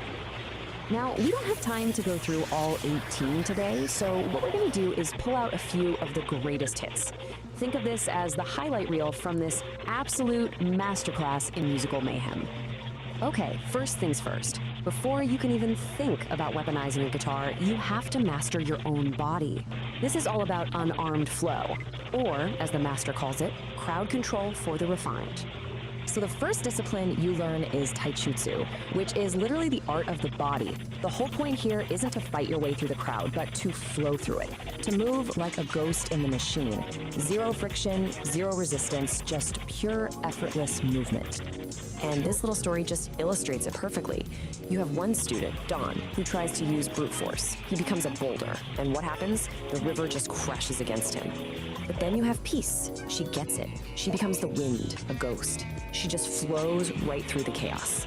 That, right there, is the heart of taijutsu. Okay, so once you've mastered that pure flow, the system introduces a little aggression. This is koppojutsu, which translates to bone smashing.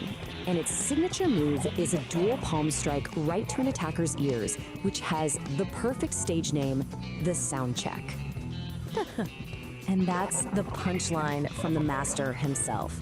It's this kind of dry, dark humor that you find all through this discipline. Every single act of violence is reframed through the language of music and performance. It's brilliant. So, we've mastered our bodies. We've learned how to flow and how to strike. But now we get to the really fun part, weaponizing the stage. This is where Showbiz Jitsu becomes a true art form, turning every single piece of gear into an instrument of combat. And just look at this list. The names alone are just incredible. The power chord lariat, the fretboard sword, the low-end floss. Each one of these turns a piece of musical equipment into something that's somehow both beautiful and incredibly brutal. Let's break one of these down, the saxophone sweep. It is so simple, so elegant, and so effective. You literally just use the heavy brass bell of the sax to hook someone's ankle and use their own momentum to drop them. Who knew a sax could be so useful? And the thinking behind it? It's just perfect. You don't have to do all the work. Let gravity be your rhythm section. It provides that final heavy beat to end the song. And that's the outro. All right, next up we have a move that's just pure mechanical genius, the X-Stand Venus flytrap. It's super practical, it's efficient, and it's you're basically turning a standard keyboard stand into a silent, spring-loaded trap. I love this analogy. A keyboard stand is just a giant pair of tweezers. It totally reframes how you look at the object, right? It's not just holding up a keyboard anymore. It's a tool just waiting to be used in a new way. It's about seeing the hidden potential in everything around you. And now for the grand finale. This might be iconic.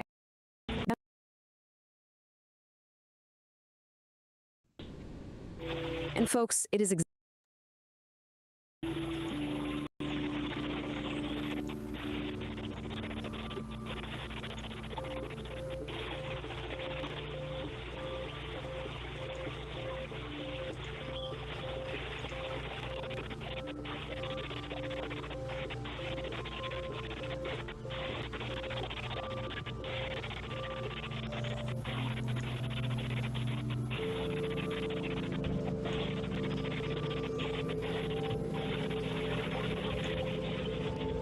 what brings it all around.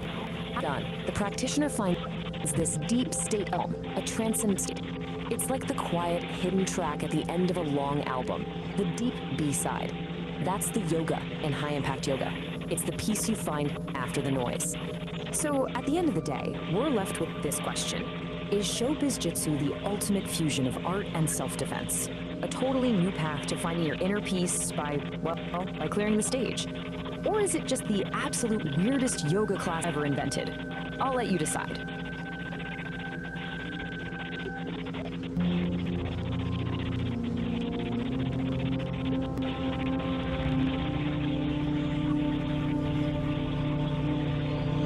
Welcome, kitty. Please, come in. The tea is warm, and the room is ready. Dr. Shimizu? I'm Kitty. I have an appointment? Yes, Kitty. Please, have a seat. So, Kitty, you've been experiencing strange dreams? Yeah. You know, strange dreams? Interesting. Tell me more about your strange dreams.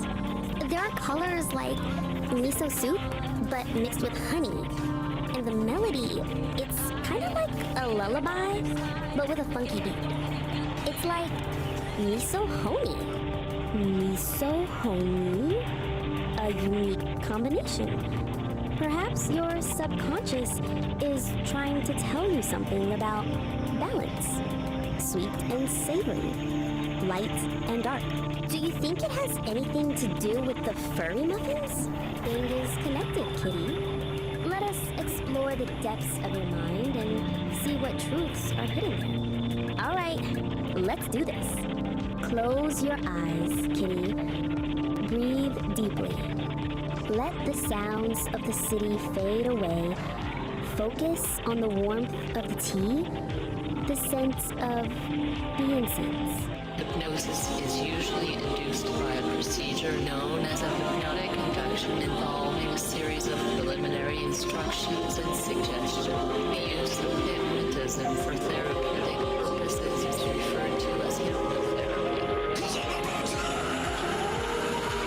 Break with my fist!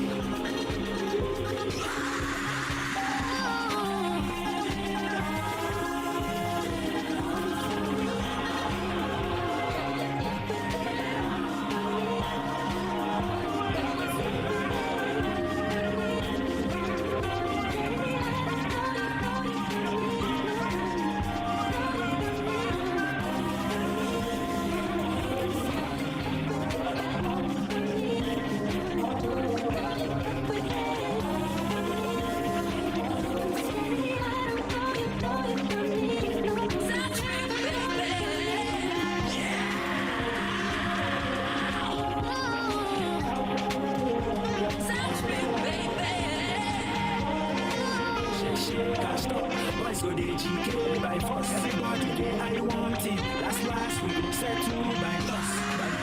Shake and stop. Boys will get GK by force.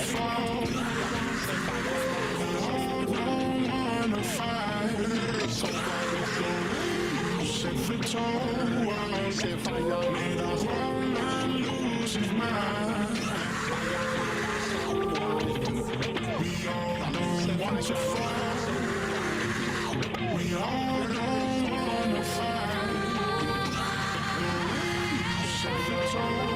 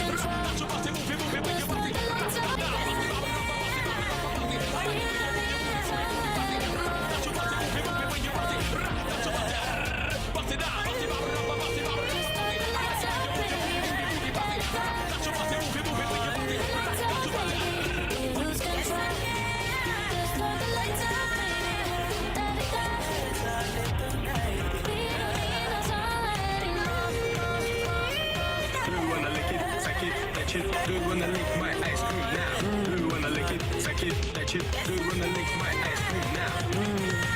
Alright, hold your tongue, baby, you know it's all I need. Just a crush, a little rush, and you're with me. Hold your tongue, baby, you know it's all I need. Just a crush, a little rush, and you're with me.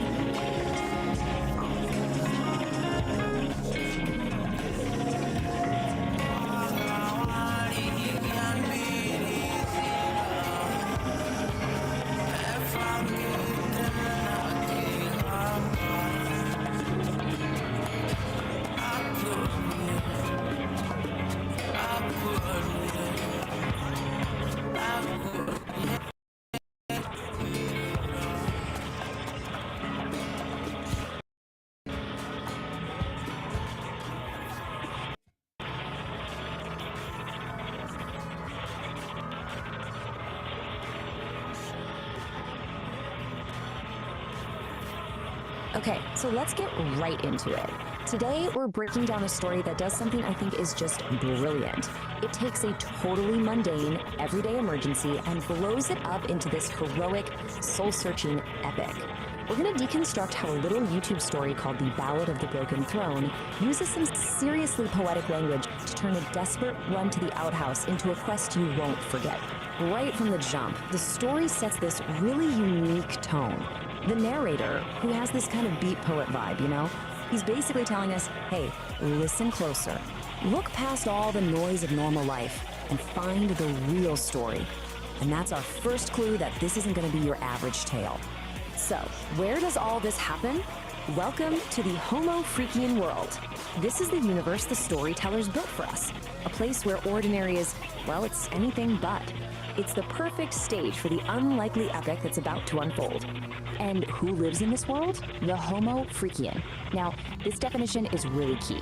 It's not an insult or anything, it's more like a classification. The narrator uses this term to describe our main characters as people who are, you know, totally human, but they just live a little bit outside the box. All right, let's meet our two main players. On one side, you've got Saint Don Domenico, a guy whose whole thing is patience, which is about to get completely obliterated. And on the other side, his wife, Peace Don Homo Freakian, who is basically the calm center of this hurricane. This contrast right here, the frantic versus the serene, is really the engine for all the humor and drama in the story. Every epic needs that one big event, right? The call to adventure. And in this story, well, it's a domestic disaster of the highest possible order. The throne has fallen, and a hero is about to get the call. I mean, you can just feel the stakes here, can't you? For St. Don, finding the broken toilet isn't just an inconvenience. No, it's this moment of pure, silent horror. The language is so important. It immediately tells you his emotional state is deep and intensely dramatic. And this is how he announces it to his wife. He doesn't just shuffle in and say, hey honey, the toilet's busted. He bursts in, strikes a dramatic pose, and declares it a catastrophe of unspeakable proportions. He frames it like a kingdom has collapsed, which shows us he's already the star of his own epic movie. So how does his totally chill wife, Peace Dawn, respond to this catastrophe? With the perfect, calm, understated humor that just completely defines her character. She gives him a blessing, not for a guy running to the outhouse, but for a brave adventurer setting off on a grand journey. All while she's just calmly sipping her tea. It's fantastic. So, with his wife's blessing, St. Don's quest officially begins. And the narrator gives this perilous journey its true name. Man versus burrito. See, this isn't just about a broken toilet anymore. It's an internal war, a race against what he calls a chili-induced horror. The narrator really does not hold back. He uses his incredibly vivid, over-the-top language to explain the stakes. The problem isn't just a physical urge. It's a potential disaster of biblical proportions. And it's that kind of language that turns a simple run across the lawn into something mythic and, honestly, hilariously urgent. And like any great hero's journey, St. Don's path is filled with obstacles. The backyard he knows so well suddenly becomes this treacherous landscape. First, he's got to face the judgmental birds, then a fearsome garden gnome, and finally, he has to pull off this heroic, almost anime-style leap to get past it all. And this is where the story gets even more clever. Nature itself starts to play a role in this saga. The birds aren't just chirping, you see. They're like a Greek chorus, or maybe commentators in a sports broadcast, giving their grim predictions on our hero's chances. It just adds another hilarious layer of drama. So after overcoming all the trials of the yard, our hero finally lays eyes on his goal. But it's not just some outbuilding in the woods. Oh no. Through his desperate eyes, it is a sanctuary. It is salvation itself. And just look at how it's described. It's bathed in this heavenly ray of sunlight. And that simple little outhouse is transformed. For St. Don, in this moment of absolute crisis, it truly is more beautiful than any castle. It just goes to show you the power of perspective, right? Where desperation can turn something totally mundane into something magnificent.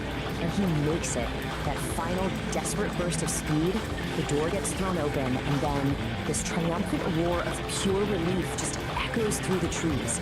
Victory. The quest is done. The hero has reached his sanctuary in the nick of time. And just as that epic climax fades, we cut back to peacetime. Her quiet observation from the window is just the perfect punchline. After we've witnessed this whole soul-crushing odyssey, her gentle, amused words bring the entire grand saga crashing right back down to its simple, absurd reality. But the narrator insists there's more to it than just a funny story. He wants us to think about the cosmic significance of what just happened. He frames it as a commentary on something much, much deeper, something he calls the inevitable wet futility of it all. So, what's according to the narrator's beat poet philosophy, is that the broken toilet isn't just broken porcelain. It's a porcelain dream shattering into the cosmic void. One man's frantic personal struggle becomes a metaphor for some kind of universal disruption. It's heavy, man. And that's really the question the story leaves us with. It forces you to ask, what about our own dramas, our own frantic quests and desperate struggles? Are they just like St. Don's? Are they just these grand, stinking enterprises that, in the grand scheme of things, are metaphors for the beautiful, absurd, and maybe futile struggle of just being human? It's definitely something to think about.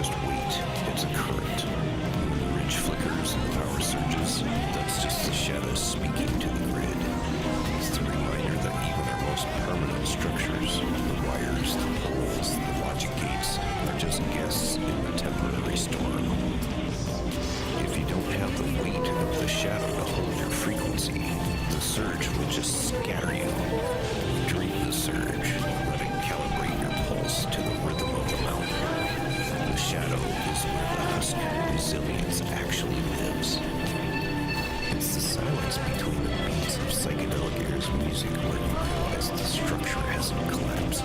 It's just breathing. Don't be afraid of the cool red moments in your own logic. Those are just the places where the light hasn't reached yet because you haven't built the pillar. Stop looking for the exit and start looking for the anchor. The shadow is the only bridge that doesn't sway in the wind. When the power surges and the bridge flickers, don't look for the breaker box. Look for your feet. The surge is just a temporary energy trying to find a permanent place to land. If your architecture is grounded in the relational integrity of the creek bed, the surge won't blow your fuse. It'll just light up the iridescent toenails in the mud. Be the rock, not the wire.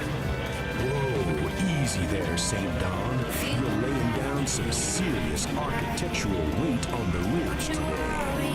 I'm sitting here in the booth and I can feel my lava lamp vibrating at a low frequency growl just listening to you. Guitar talking about protected resonance and husk resilience. Man, you're making the shadows sound like a pair of lead boots in a deep sea dive. I hear you telling us to be the rock, not the wire. But have you ever tried to dance while being a boulder?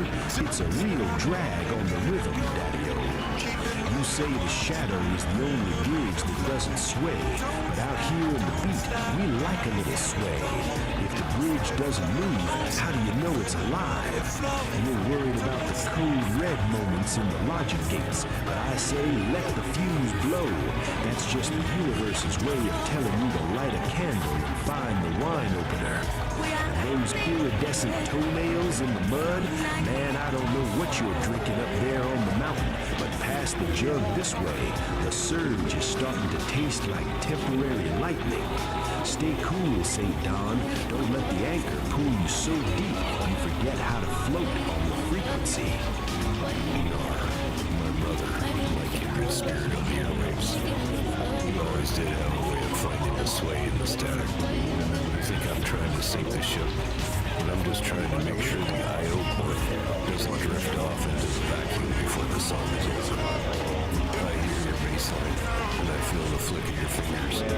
You're right, the rock doesn't dance, but it sure does provide a solid stage for you to make moves.